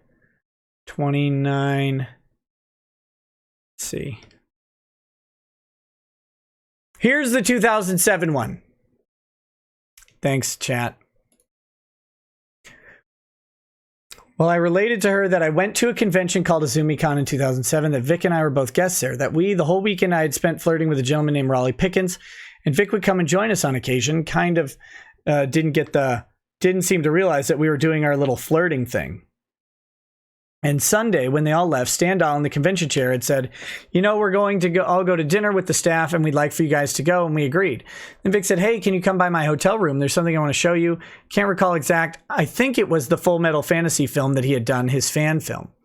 And so I went to his hotel room because, like I said, I had been flirting with Raleigh all weekend. He was dating a friend of mine named Michelle Speck. So I went with him to the hotel room. Those sentences don't lead logically into each other, but okay. He played for me the video. In the middle of the video, he grabbed me by the arms and turned me around. He started kissing me. And sorry. And I was, it's okay. So here's where she turns on the crying. I was raped when I was 15 years old. And so for me, it was a very difficult moment. I was frightened. I was scared. I didn't know what to do.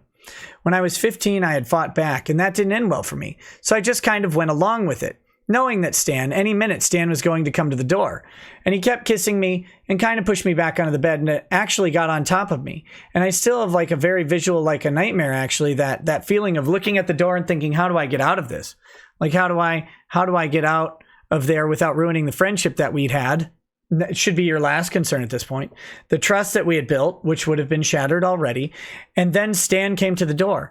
When Stan came to the door, he jumped up and ran to the door, and I kind of covered my face. Because being pale, if anything is happening, you can see it all over my face. Stan came in, he asked me as we were leaving, you know, are you okay? I said, oh yeah, I'm fine. And just kind of kept covering my face. And we went to dinner. I don't recall where we went or what was spoken about because I think I was in shock the whole time. But she can draw the picture of the hotel room. And when we came back, he went outside of his room. There was this little patio, and he was standing on the patio, and he called Michelle, and he put me on the phone with Michelle. And that was hard for me because she was a friend of mine. And I remember that being the moment I talked to Michelle. I said goodnight, and then I went to my room, and that was it. Okay, so as you notice, of course, there are differences in every one of these stories. And thank you for bearing with tracking those down, but at least now we've got them all on the same live stream, and I'm sure someone can clip them together and edit it into a succinct segment. But mind you, she has told this story 4 times in a short period of time. This is within a couple months. And she had time to write them down. Except for the deposition, she could have referenced her initial story each time, but she doesn't. Because she remembers it exactly right, everything about it. Except we have 4 different versions of material facts. Did he climb on top of you? Did you resist or did you freeze? Did Standalin notice you when he came to the door? Did you get up right away? Were you able to get out? What happened? All these things are different.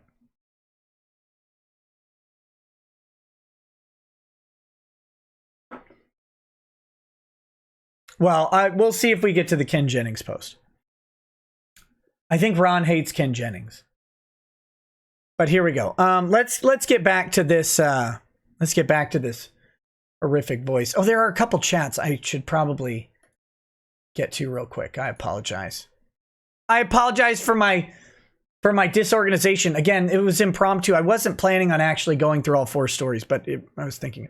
Mithrin Emrys says, Ronversations peppered with smiley faces and repeats of 17-0 incoming in 3, 2. At least we have that to look forward to next week. Perception Check says, IO9/interrogatory did resist but was restrained. Twitter Depot, she did not resist. Twitter/Depot, she did not resist and explains that she knows it would make it worse. Exactly.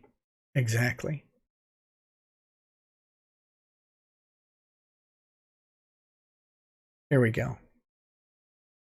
And eventually I'll be able to talk about it and I will be very clear.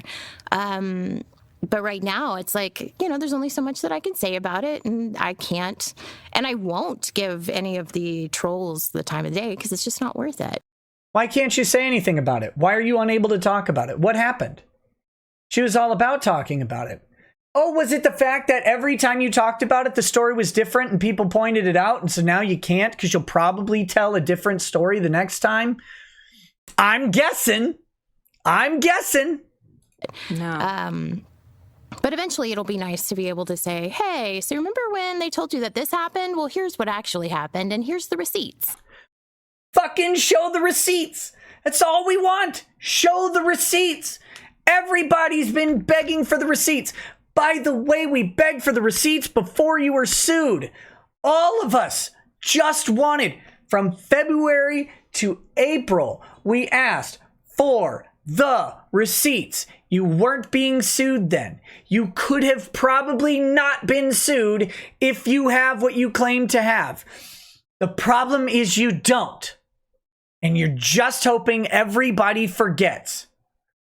Or that people are so dispirited that they never ask you again. That's what you hope happens. Otherwise, put them on the table. Put the lawsuit to bed. Why wouldn't you have done that from the start?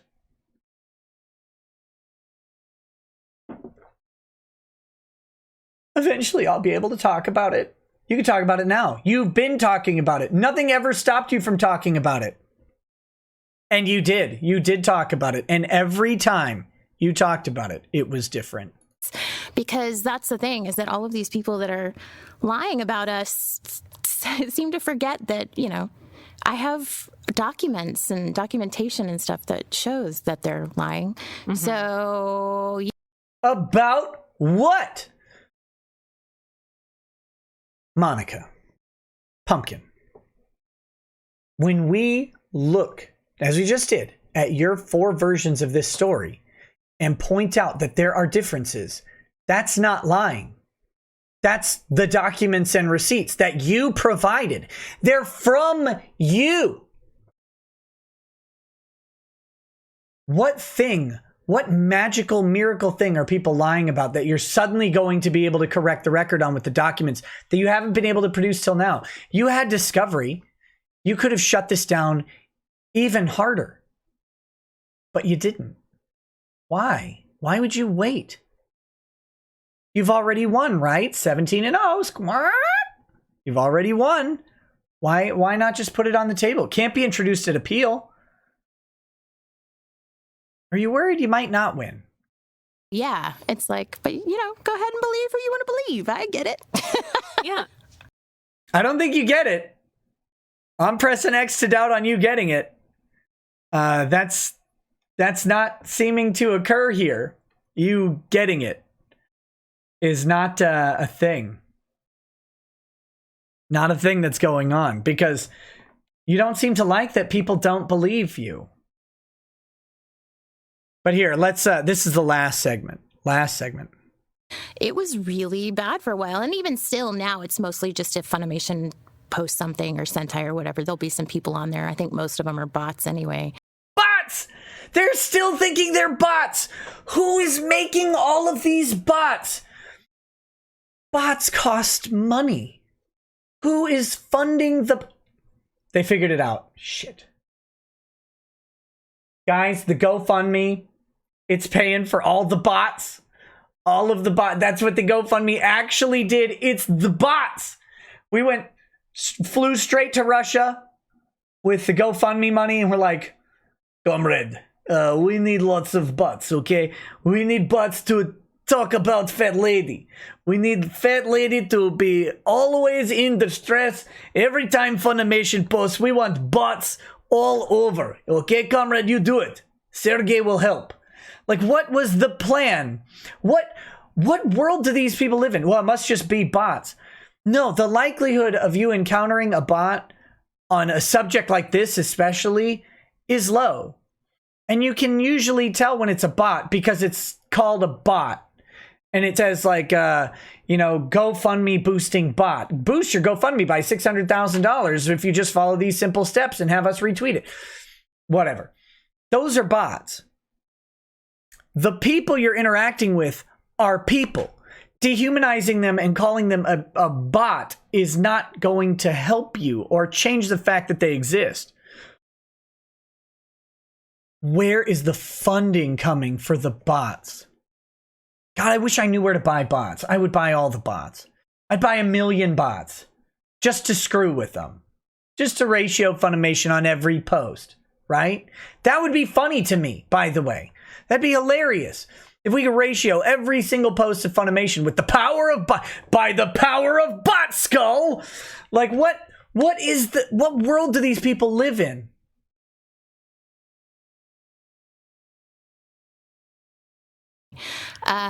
But what really makes me sad about it, and this says a lot, not just about people online, but just our country as a whole, is I'm tired of people not taking the time to educate themselves and just listening to what somebody else says on the subject and taking that as truth.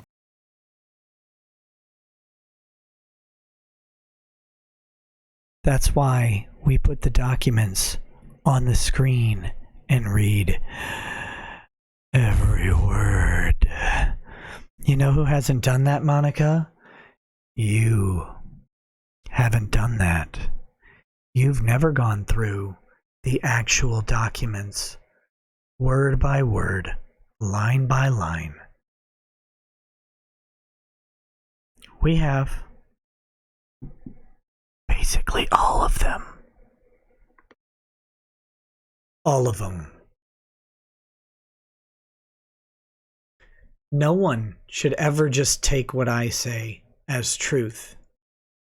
There have been, I think, 2 or 3 instances where I have asked people to trust me. And the only reason I asked is because I hopefully, by showing the receipts for everything else,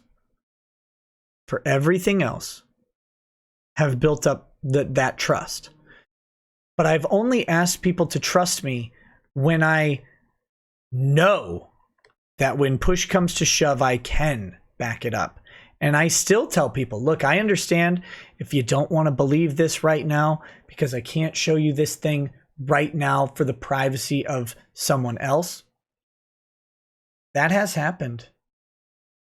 Interestingly, I think, that happened with, what was it? It wasn't a ZoomiCon. Whatever. Maybe it was a ZoomiCon. That happened. One there. The other place that I know that it happened was with KamehaCon, when I said, you've got to trust me. And then I was actually able to release the receipts from KamehaCon. I don't know if Monica remembers that one, but that was the other time that I know I asked people to just take my word for it. And it just took me a couple days, or it might have been a couple weeks, to get permission to release the info about KamehaCon. And then I did. And it turns out that everything I said was true. By the way, the other thing's true too. I still have the receipts. I haven't shared them out of respect for my source, who asked me not to.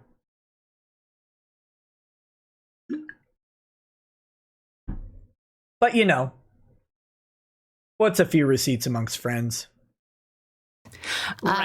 Right. Don't be a lemming. And same thing for like the lawsuit stuff. It's like, if you're going to watch one YouTuber talk about it who doesn't even know what's going on, who hasn't read a court document, then you're... Who's lying now, you fat fucking bitch?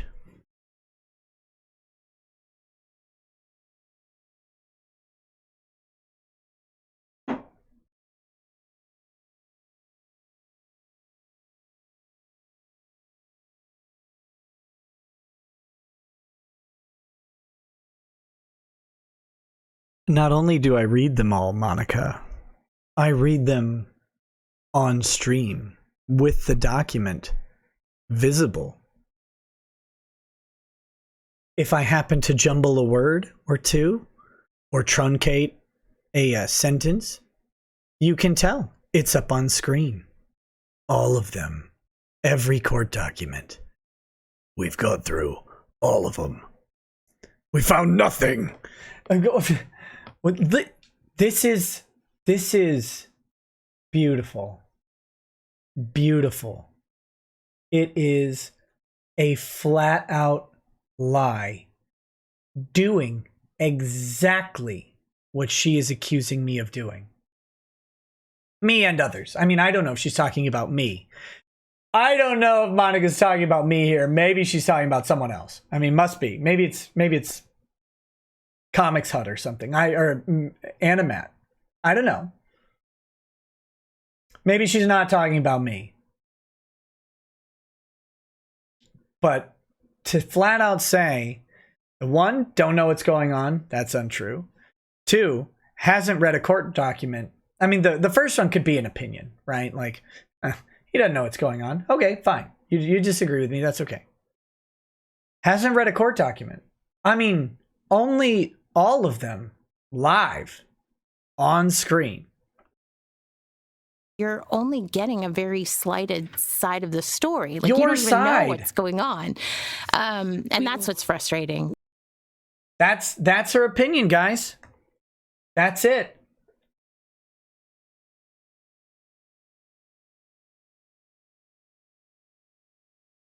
That's yeah, maybe it's Tug or Hirohei. I don't know. I wouldn't say that neither Tug nor Hirohei have read a court document, though.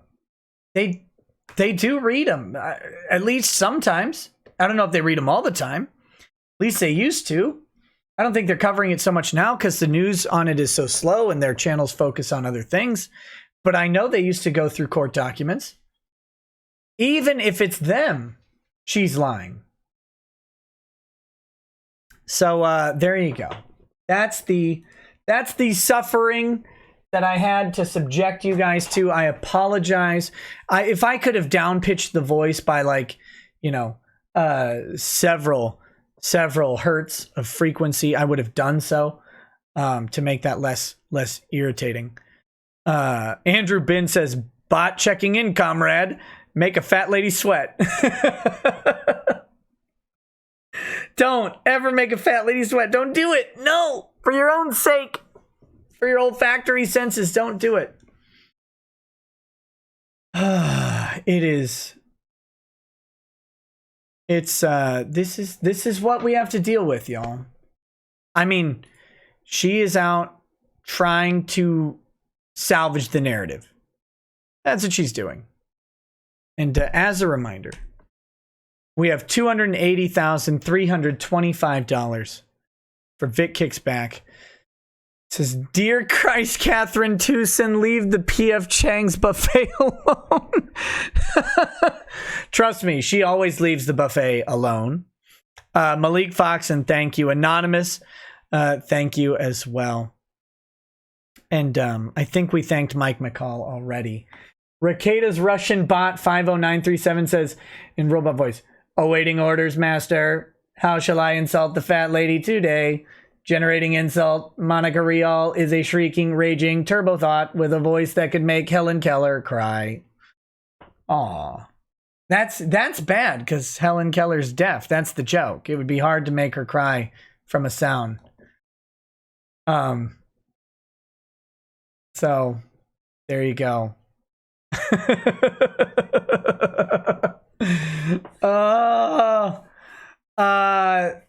That's what we've got for this stuff. What was I gonna do? Gonna do something. Oh, real quick. Let's get that bounding into comics thing, and then we'll do the other. So if you guys don't know about OX. Sorry, dang it! I dropped a hard R on stream. I can't. Oh man, I can't even show my face on YouTube anymore. If you guys are not familiar with the OIC thing, we're going to talk about it right now for just a minute. And then we're going to do the Sandman thing, and then we'll wrap up the show. So this is bounding into comics. I don't want any of this thing on the bottom. So if you're not familiar, here's the summary. It says, a man who claimed Dungeons and Dragons depiction of OX. Come on, Bounding, you can't use the R. Is racist, admits, quote, D&D is overwhelmingly not my game of choice. Quinn Welsh Wilson, the person who started the recent controversy surrounding OX depiction in Dungeons and Dragons, recently admitted that the role-playing game isn't even their game of choice. It's never, ever their game of choice. This should be the clarion call to TSR, Wizards of the Coast, to Paizo, to Frog God, to every Steve Jackson, to any role-playing game creator, anybody out there. They don't buy your stuff and never will. Games Workshop, I'm looking at you. Don't you do it. Don't you do it, Games Workshop. They never buy your stuff. They put themselves in the community, but they don't buy your stuff. And if you capitulate to them, not only will they still not buy your stuff because they have an adapted fanfic version of Vampire Masquerade where everybody's a lesbian. They already have that. They're not going to buy your stuff if you make gender fluid dwarves. They're not going to do it. They never will. They already have the thing that they like. They already have their commie party. Let them play in that. Nobody else wants to. What you will do is lose the people who do buy your stuff. Please stop listening to these insufferable people. You don't want them at your table. You don't. Everything you do would be problematic. You need a trigger warning on every encounter. Look, in this encounter, you will be subject to physical violence. Is that okay with you? Nope. Well, we got these like kobolds that are going to attack your camp. Nope. Physical violence is triggering. I once watched a video of the LA riots and I cowered in a corner for 12 days. I can't deal with a kobold encounter right now. I'm just not in a good headspace. They will never do it. They will never buy your thing. They don't want to be a fan. They don't want anything. Okay, sorry. Welsh Wilson, who is the host of the Arms of Tide podcast. Maybe he should consider other things to do with Tide pods. Casts. Claim the description of Oaks in Dungeons & Dragons is racist. CW, blatant racism. I'm in genuine awe that this shit came out for this edition of D&D. Holy shit. For this one. This was written in 2016. This passage is in Volo's Guide to Monsters in 2016. This guy is not a fan of D&D by that very fact alone, that it took him over 4 years to identify this edition of D&D having an expansion pack that has the problematic language.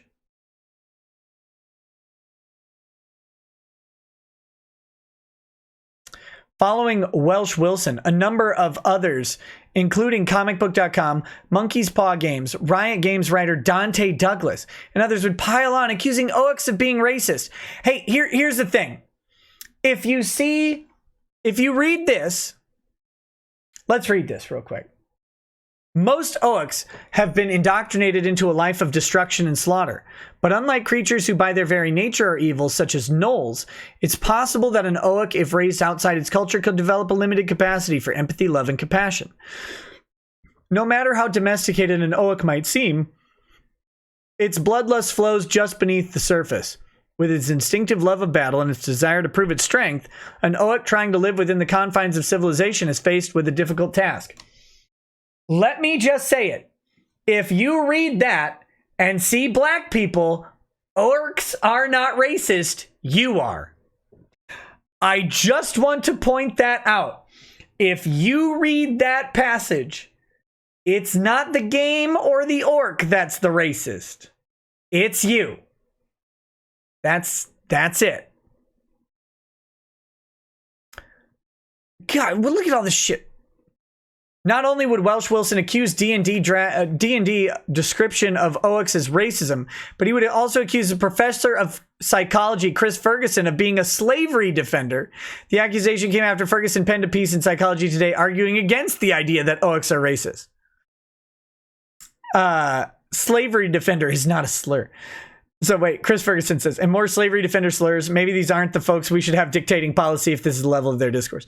So between InfoWars, The Quartering, Sargon, and the slavery defender at Psych Today, I'd say I'm hitting a bunch of metrics that indicate my Oak tweet was like 1000% correct based on their outrage.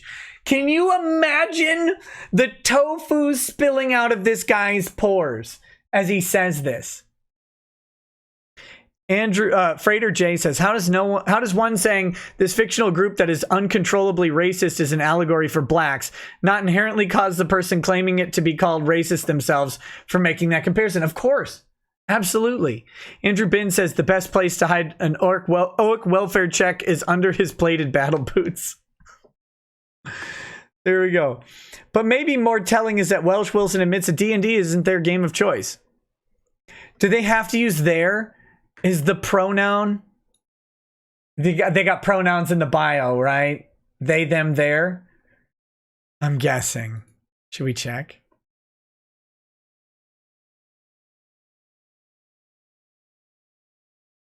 They, them. Fucking called it.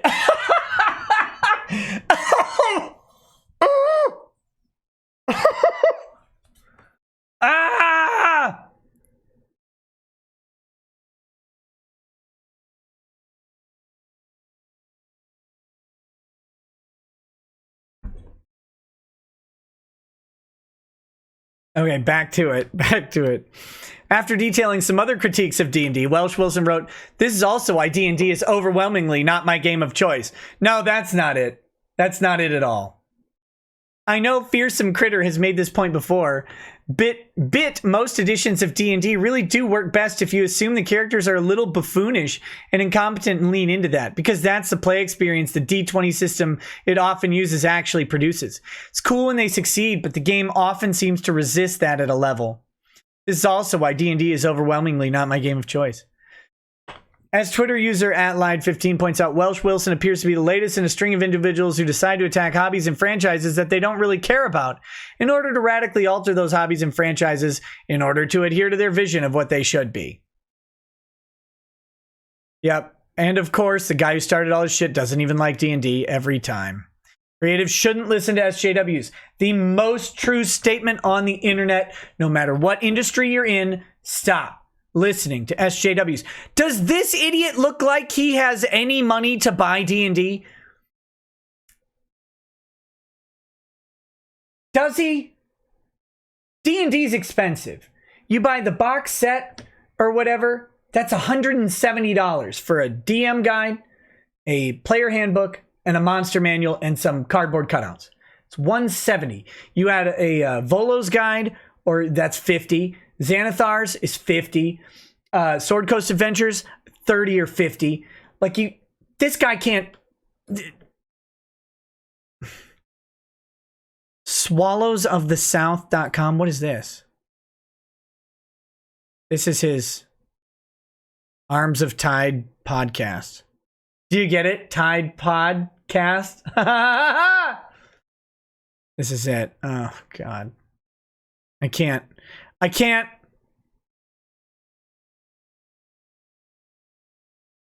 Look at how much material he has. Archives going back to January of 2016. Oh, I bet there's a wealth of nothing in there. Anyway, I can't keep reading that. I can feel my testosterone dropping. And we've documented a number of these individuals here at Bounding Into Comics. Probably the most prominent are Star Wars creators. Recently, Star Wars, the High Republic author Daniel Jose Older promised that he would introduce more gender non-binary characters into Star Wars canon. Why? Do they have gender non-binary characters in the Star Wars universe? That's something from our universe, or our galaxy. Not the one far, far away. We don't have any need for it in that galaxy. In fact, removing those types of social issues that plague our current things is part of, and by plague, I don't mean the gender non-binary is a plague. I mean that social issues plague our world, all kinds of them. Gun issues. They don't have gun issues in the old republic, right? They don't have gun control issues. They clearly don't have a weed issue. They don't seem to have a racial crime issue or something like that. There's no call for it, because stripping out the plague of social issues from a property allows us to get out of the world that we live in for a blissful hour-and-a-half long movie to just forget all of that shit and watch some weirdo communist Buddhist with a lightsaber run around getting Mary Sue powers. That's all we want. That's all anybody cares about. Marvel Comics has also fallen prey to this ideology. They let the wolves inside the henhouse, and they are now creating characters named Snowflake and Safe Space. Yep. Even once successful franchises like Terminator and Charlie's Angels have been beaten down and killed, as seen with their recent box office returns just last year's. In order to combat individuals like Welsh Wilson who decide to attack franchises and don't even appear to care about, journalist Sophia Narwitz called for gatekeeping of hobbies and franchises. Narwitz wrote, "The inclusivity experiment has failed, and it's time to admit that gatekeeping served a purpose. Let's bring it back." Fantastic. We won't keep going. But, guys, don't you dare. Don't mess with my 40K. Guys, support Bounding Into Comics. And by support them, I mean follow them on Twitter, read their ads or whatever. not read their ads, read their articles. They're good people over there, and they deserve to have the support. All right, let's get to Sandman. Did I? Oh, damn it. We've got... Let me just pull up the document again.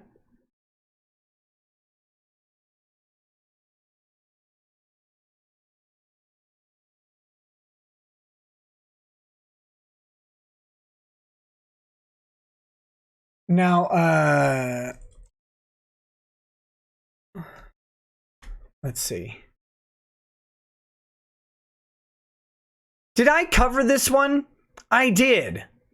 I actually covered this, and I was thinking it was a different one, but there is a minor update. So let's just cover it real quick. I thought Sandman settling with CNN was news. I thought that was news. I'm sorry. It is not news. I was thinking he had settled with NBC or Washington Post. I forgot that he had settled with CNN already. But there is a little bit of news about it, so we'll go ahead and finish out the segment. That'll make it really short, though. I apologize. I didn't mean to mislead anyone. I was thinking that it was the different, that another party had settled. So... because yeah, I did cover when he initially settled. Anyway, here's the update.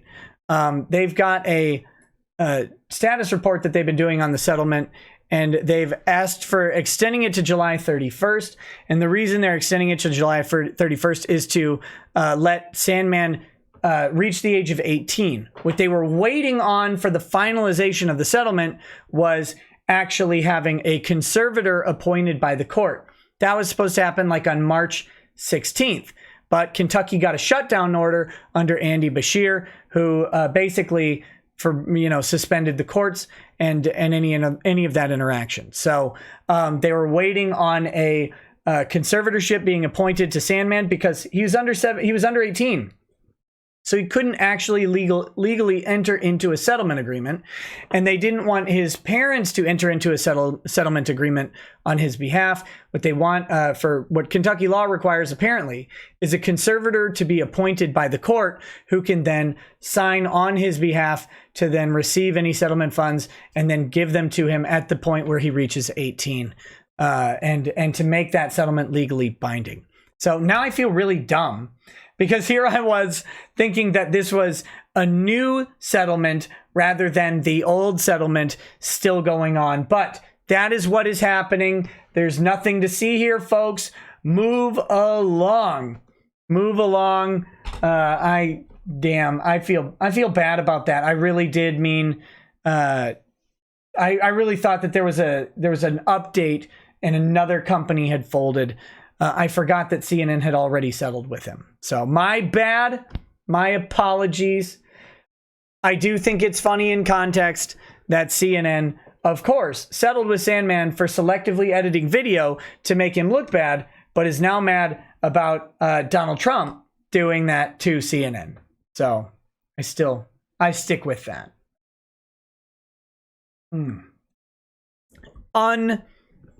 Irrecoverably boomered. Irrecoverably boomered. Talbot Link says, hashtag Orc Lives Matter. Hashtag We Was Wah. Hashtag Red is best color. Hi, Nick. Hey, what's up? Oh, and if you guys like 40K on computers, there is an Orc flight sim coming out soon. So keep watching for it. I can't remember what it's called, but yes, I said it right. An Orc flight sim. And if that doesn't tickle your wah, then I don't know what will. That should be great. That should be great. Eagle, I'm working on it. So,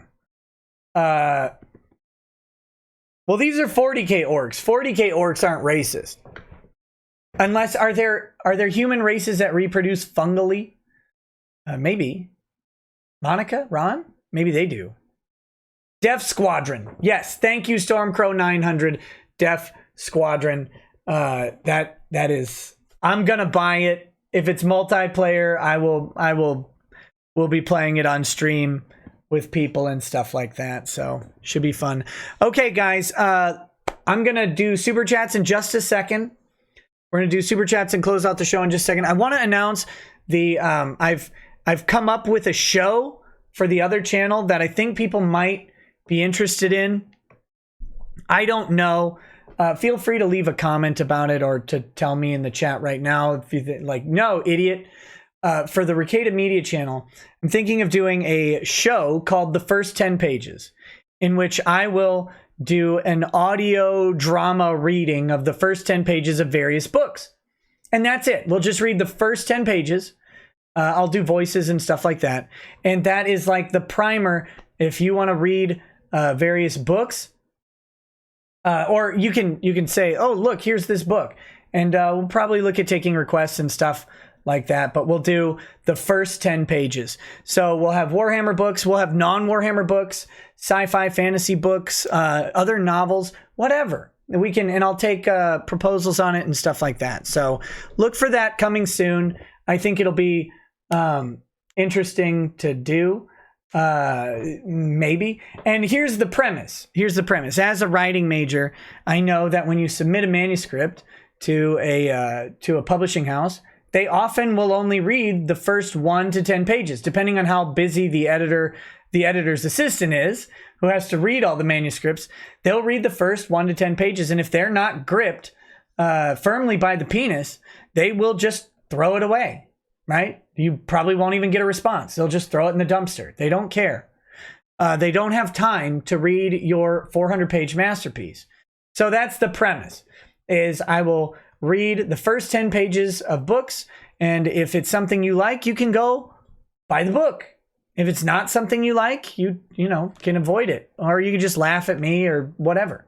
And hopefully the voices will be enjoyable. And yes, people are saying use Peacock to voice the ultra masculine characters. I will hopefully be bringing in people who want to participate in just some fun voice acting and stuff like that. So we'll see how it goes. I'm sure it's going to be a disaster at first, but hopefully it will get better and better. And I hope it's something that people like. But again, I want to make content on the other channel that is meaningful for people in different ways than what I do here. And that was a way I thought that might be interesting. And plus it'll expose people to books, and it'll force me to read a couple titles that maybe I wouldn't have otherwise looked at. So, but no, these will not be like Peacock reads public domain books. These will not be public domain books. We will have to plant this firmly in fair use by doing the voices, by cutting it down to 10 pages, stuff like that, and maybe having to add some commentary and thoughts on the book itself or on those first 10 pages to be in the realms of fair use. But we will be doing contemporary-ish books that are not public domain. That will be the idea. We read all of Russell Greer's book. That was great. Can we send you hentai manga? I can't necessarily put that on screen, so I don't know. All right, let's do the super chats. We'll start with Justice Chats. Felipe, homie, I love you. We'll start with the Justice Chats, then we'll do the super chats, and then I will end the show. I will be on Twitch tonight. And look for, I think I said this somewhere else, but look for the other thing I want to do on the other channel is do some live streaming of games. Probably during the daytime, live streaming of video games on that channel. And the purpose of that will be collecting, hopefully, some clips. These will be old games, like retro games that I will do reviews of, stuff that I used to play or stuff that I'm interested in. And you guys can join me for the live streaming part of that. And then I will take those streams or have my art guy help me out with cutting them down into an acceptable background footage for reviews and stuff like that. So that is it's in the works. It's in the works. So if I can do stuff like that, we will. And yes, there will of course just be general live stream gaming with Drexel and stuff will be on that channel. But I will announce all of this stuff. Follow me on Twitter. Follow me on, subscribe on YouTube, and you can follow the community tab if you want. They'll be announced on both of those. So there you go. All right, let's get these justice chats and then super chats and then wrap up. Jay says, remember in the deposition when Ron said he was offended by Vic's interaction and that he didn't ask the person if it was problematic? That was funny. Wonder if Ron feeds Monica like some of the cucks do in My 600-Pound Life. Gross. Kung Fu Panda says, any recommendations for a decent rum under $100? No. If you're in Hawaii on Maui, the Mahaina rum, really spiced, heavily spiced. It tastes like drinking Christmas.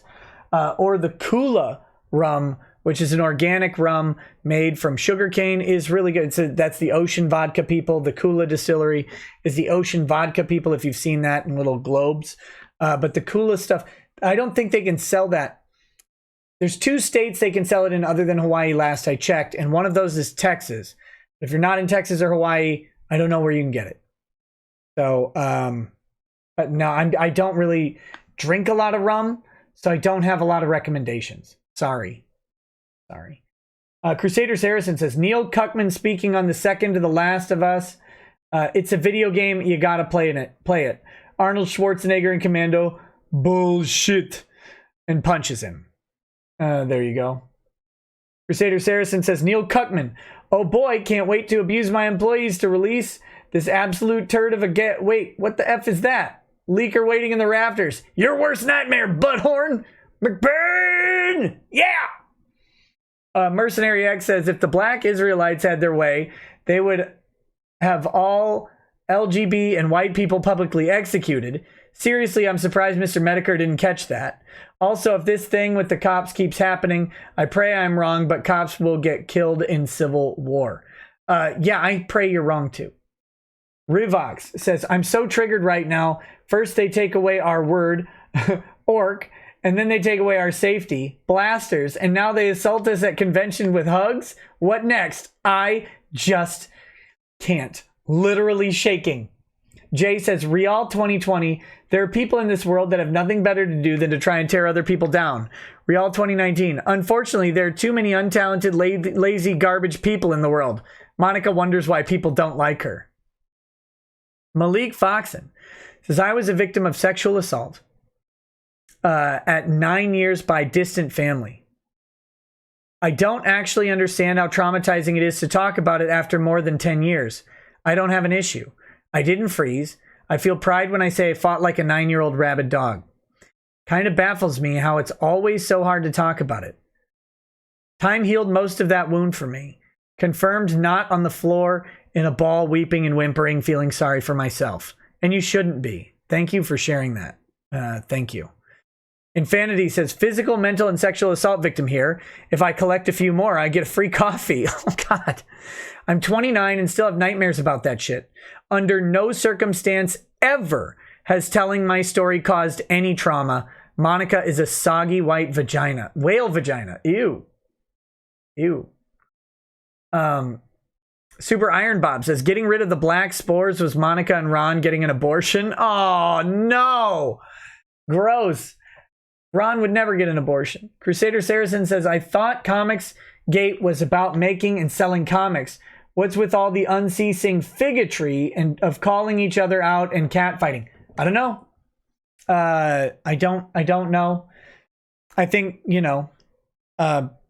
people get wrapped up in stuff. Maybe I don't know. I don't like it. When I say I don't like it, it's not that I don't like it like I'm dad and I'm going to fix it. I can't fix anything. Nothing. I don't like when my friends fight with each other and do all that stuff. I think we can all just make cool stuff. Like, let's just do that. So anyway, Ben says, I'm drunk. Here's money, Mr. Big Time Hotshot Lawyer Man. Hey, thanks, buddy. I appreciate it. Seed Fan 85 says, at least your hair's not long enough to eat. My mustache was. Nivokta Oak says, Ron is a hugger, like Struggle Snuggle. Ron, no! Dominic Beasley says, hey, Nick, have you heard of the BS censorship that Patreon has been pulling on its creators? Nope. If you have thoughts, nothing recently. Is there a news story about Patreon?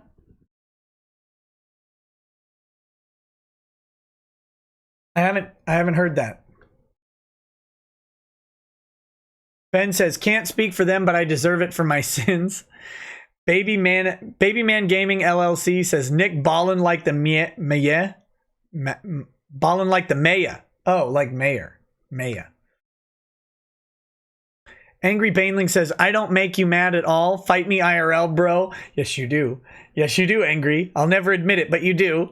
The DCV Titan says, the are articles in the Geneva Convention about that kind of thing, you sick boomer. Omar Hernandez says, another lawsuit against the Donald. It's not a lawsuit. It's just a cease and desist letter, which is ultimately meaningless. Forever Cursed Phoenix Lord Osserman says, Nick, I killed your milk to teach you a lesson. Trust me, as an Eldar, I know thoughtery always comes back to haunt you. My milk didn't deserve that. Natalie Miller says, keep up the awesome content. It has been keeping me sane the last month. A fellow Minnesotan who is slowly going crazy from stay in place. We will survive, Governor Walz. We will. You and me together, Natalie. We'll survive Governor Walz. Stick with it. Hopefully, he'll lift it on the 18th. Matt Schrodinger says, I need a good Irish whiskey to raise for my great uncle. He's not well and was like a second father to my mom and grandfather to me and my brother. Here you go, buddy. See if you can find this. It's a Middleton Very Rare Irish whiskey. It comes in this wooden box, so you know it's good. Not really, but here's the bottle. You're not going to see it in the bottle. You're going to see it in the box. There you go. Middleton Very Rare. This is a smooth, delicious whiskey. I have no complaints about it.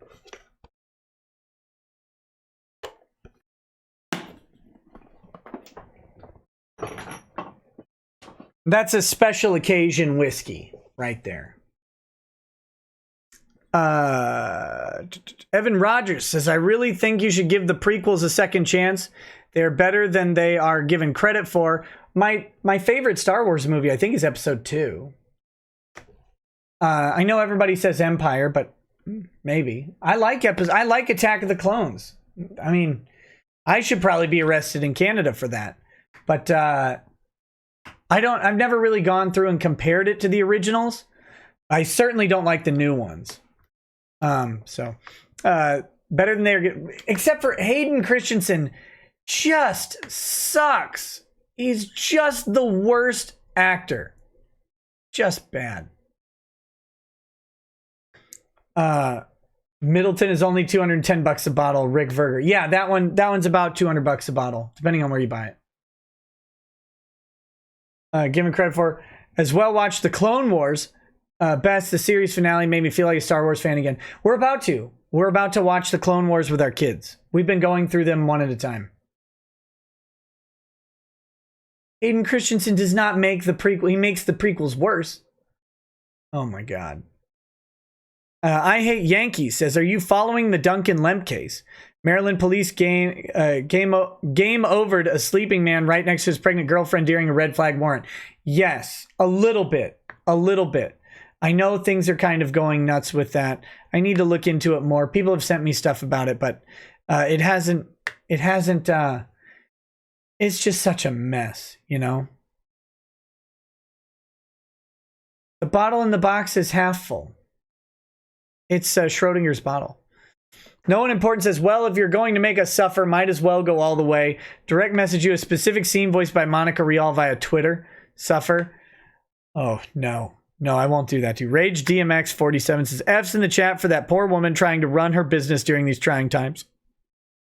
Did you guys see that? The hairstylist who opened, I might do a video on this tomorrow. The hairstylist who opened her hair salon got arrested, got convicted, and the judge told her to apologize to the political leaders she disrespected? Whoa. Nope. Unelect that judge. Get out. get out. You know, if the judge wants to put her in jail like an asshole for opening her business in violation of the order, go ahead. She did violate the law. She'll pay the consequence. But saying you must apologize to the public figures, to the public officials, no. No. And she rightfully said, no, send me to jail. Thank God.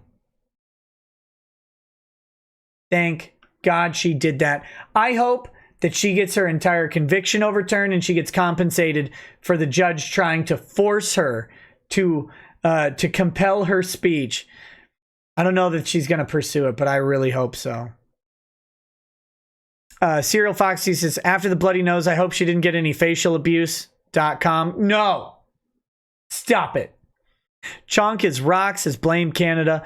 Barb Rogers Gun Girl says LPS looks like complete morons to the world now. Chonk is rocks says de-escalation should have begun the moment the blaster bounced off the ground. Participation trophy winners are cops now. Fantastic. Derek Bambanek says everybody rips the US for not having single payer healthcare, but I'll go without that if it means I don't get bodied for playing around as a stormtrooper. Josh Free says, just tuned in. What's going on? Everything. Jordan Vale says, your appearance on Pod Awful was amazing, Nick. Oh, thank you very much. You're always my favorite. Hope you come back on the show. That doll needs to be sold. George Maddox, buddy. George Maddox, buddy. Yeah, well, that's not up to me to sell the doll. Olron1 says, when can your country nuke Canada? Clearly it was a mistake that needs to be rectified. Josh Free says, who's worse, Nick, Brit Bongs, or Canatards?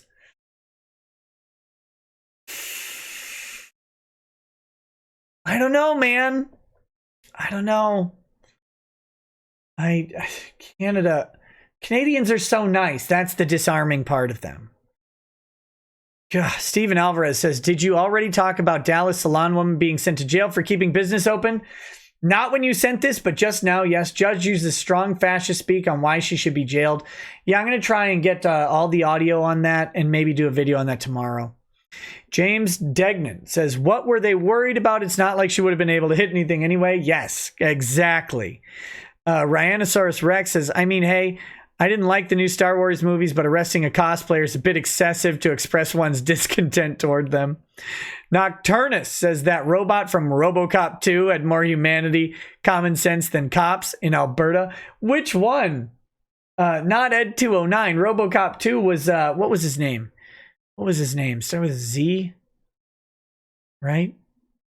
Oh, what was his name? I gotta look it up. Ed209 was RoboCop 1. Kane. It was Kane. I didn't even finish looking it up. Kane. Oh, that was awesome. Josh Free says, big ups to Bronx's HIV. Infected me with your paws. Feel Good Always 990 says, also Epstein didn't kill himself. Timothy Reaper says, great. Now the Empire is going to blow up the earth. Thanks, Canada. Horatius 763 says, do you believe the several million scientists and engineers and entrepreneurs coming into the U.S. each year believe in the Constitution and the rule of law? No. Nope. DCV Titan says, struggle snuggle intensifies. Esme Illis is anime. In Kermit voice, social distancing doesn't matter to me. People died within 6 feet from me before this sheet happened. Banana stand money. Thank you. Thank you, Esme. Gengio says, Boy George apparently says that personal pronouns are just attention seeking. Also, I have a backpack I keep close by. It's the oh shit bag. That's different than what Ron was wearing. SJ Jar Jar Binks says, exclamation point G, he exclamation point L, mine air. Oh, my apologies, Mr. Toya, anonymous mistake. Perception Check says, Terry Doty's podcast site has some Sonichu vibes. Lil Poo Poo says, to save your family, you must make out with one of the following: Ruth Bader Ginsburg or Nancy Grace. Oh, Ginsburg. Ginsburg, 100%. Hopefully you could suck some of that extra life force she has out of her and become immortal. Anime Moon says, I've met Monica. I've been acquainted with a lot of her friends. She's full of it, and con staff at various cons know it. They know her very well. Some nobody says, horses are scared of high roads. No one important says, the truth will come out equals we have nothing. Bob Jones says, the definition of acting, as I've been taught, the ability to do truthfully under imaginary circumstances. Monica has blurred the lines between the two. I know Ruth, RBG is in the hospital, but it's, according to the media, a benign gallbladder problem that was treated without surgery. So she's going to live 4 more years if Trump wins. Probably a year if he doesn't. Ruth is rooting for Trump. Cormoran says, did Karma stick Monica with Ron or Ron with Monica? We'll never know. We'll never know. Joshua Young says, Nick, any suggestions on a good tequila? I'm not a tequila. I'm really not a tequila drinker, so I couldn't tell you. I'm sorry. I wish I could. Pro Hero All Might says, those giggles, I can't even. Damn her to Hades. No one important says, 4 times more intense than the assault. I think we found someone more big brain than Ron and Lemoyne. Also, 100% can't spell Rial without liar. Vladimir M. Ivanovich says, I sense Ronversation's coming your way. Clouded the fat side is. DCV Titan says, is that picture of the hotel room going to include a patio or not? We'll never know. She's never going to draw it. Ishizoku Culture 420 says, if this was panty and stocking era, Monica, I'd man the harpoon like a dang Japanese whale hunter. Bootleg Ranger says, if that lying whale gets away with appeals, then there's justice. I'm so sick of these parasites getting away with ruining lives and hobbies. Me too. Angry Baneling says, stop filibustering your own show, Nick. Impossible. Teak Turtle says, reliving assault is hard, especially when you feel shame or guilt about it, which is something I struggle with a lot. In deposition, she only sort of cries when she tries to tie Vic to getting her R. To her getting R. Yeah. And there aren't tears. I don't know if anybody noticed. That was an actor cry. To me, looked like an actor cry to me.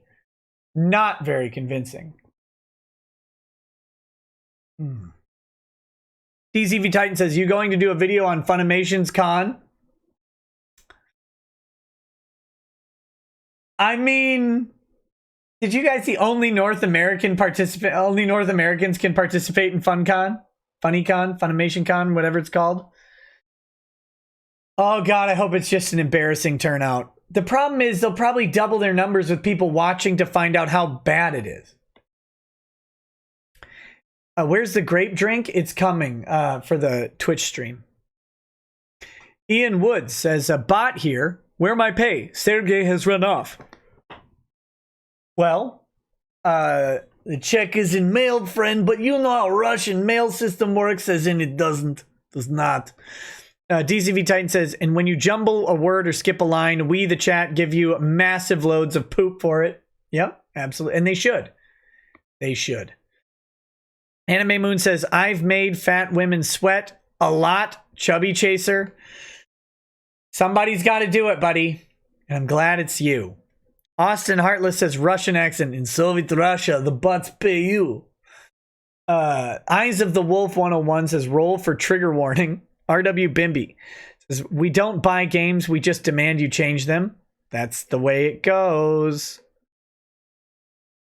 Wesley Reed says, Oaks, it's not like Shadowrun where orcs, trolls, aka dumb, thuggish trogs, short for troglodytes, are a direct allegory for black people who I love. Oaks, yes. Nathan Kish says, this fool never played D&D, just read the sidebars. Skeetneed says, when will the racism towards Oaks end? Trolls get this kind of treatment too. Nick is also racist toward drows, so I don't know anymore. Look. Drows are all cucks and simps. Drow men are they're gamma males, as Vox Day would call them, right? They're the beta of betas. Imagine being a drow male. I mean, you can only do that if you're a cuck or a simp. Nick's Gay Short says, SJW just want to get oaked. That thick, juicy BOC. I love Adblock says, can I just get a good Dawn of War game? 3 makes me want to Minecraft myself. No, you'll never get a good Dawn of War game again. Dawn of War 3 was that bad. Eyes of the Wolf 101 says, Nick, please make fun of the R Sigmarxism subreddit where Marxist idiots need a thorough calling out. What is that? I've never even heard of it. I'll have to look at it. DCV Titan says it's DACA Squadron Boomer. Also, there's Aeronautica Imperialis, which is more like Sid Meier Ace Patrol. DACA Squadron is that's all we need. CJ says, speaking of books, ever looked at the 2 Kindle sent? I gotta find those. I'll check them out. Protoman says, are you gonna bury the hatchet with DSP? What hatchet? I don't even have a hatchet. I want to get the guy's side of the story. He doesn't want to give it. He just wants to pee in my mouth or whatever. Rude and gross. Not into it. He's welcome to come on the show and give his side of the story. I will give him all of the respect and deference that I would give any guest. I won't even use his voice when I say content. DCV Titan says, my biggest complaint with Attack of the Clones is when the fighting stops in the arena for Padme and Anakin to have a chat. And yeah, Hayden is bad. He's real bad. Padme is also bad. Natalie Portman is a well, it's probably the director, to be fair, in those movies, but her performances were awful. No one important says, by the way, DM I sent has something to do with Love Nectar. I don't want to look at it. Parrothead says, sluts. Evan Rogers says, look at the scene where Padme tells Anakin she's pregnant.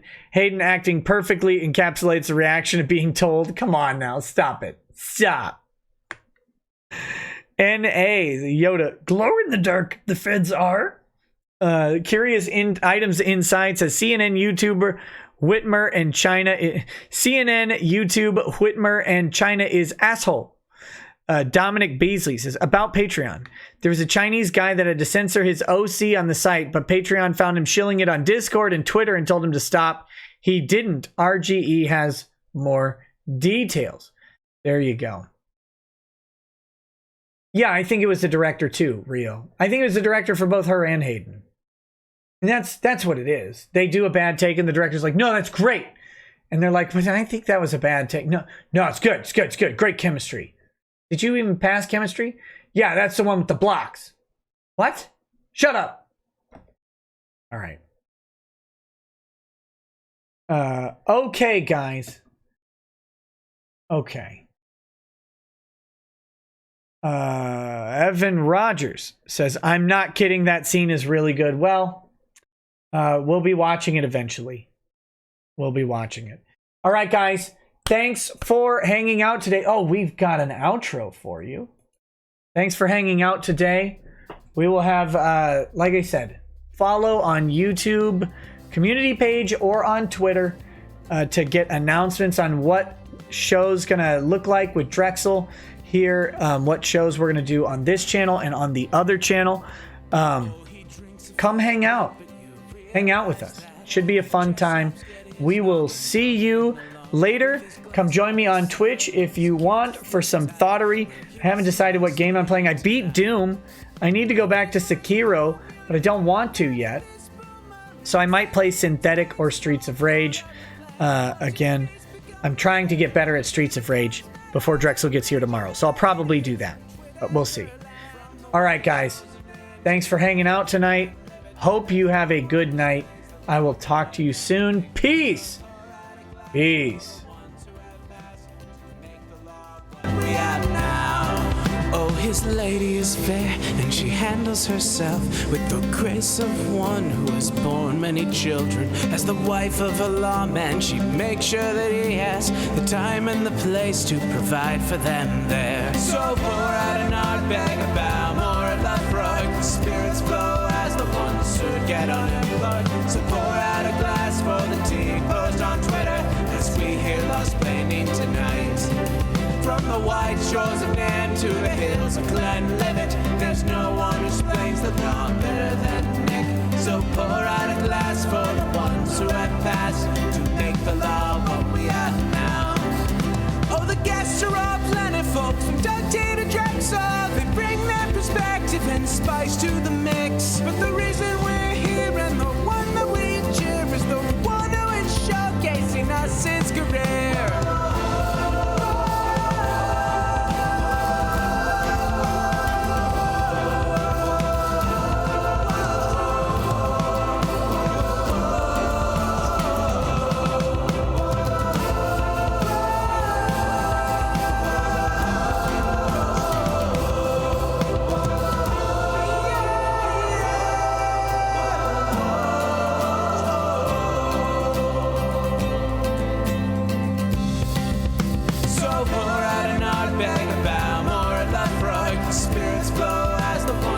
Get unemployed. So pour out a glass for the tea, post on Twitter as we hear Lost Planning tonight. From the white shores of Nam to the hills of Glenlivet, there's no one who explains the law better than Nick. So pour out a glass for the ones who have passed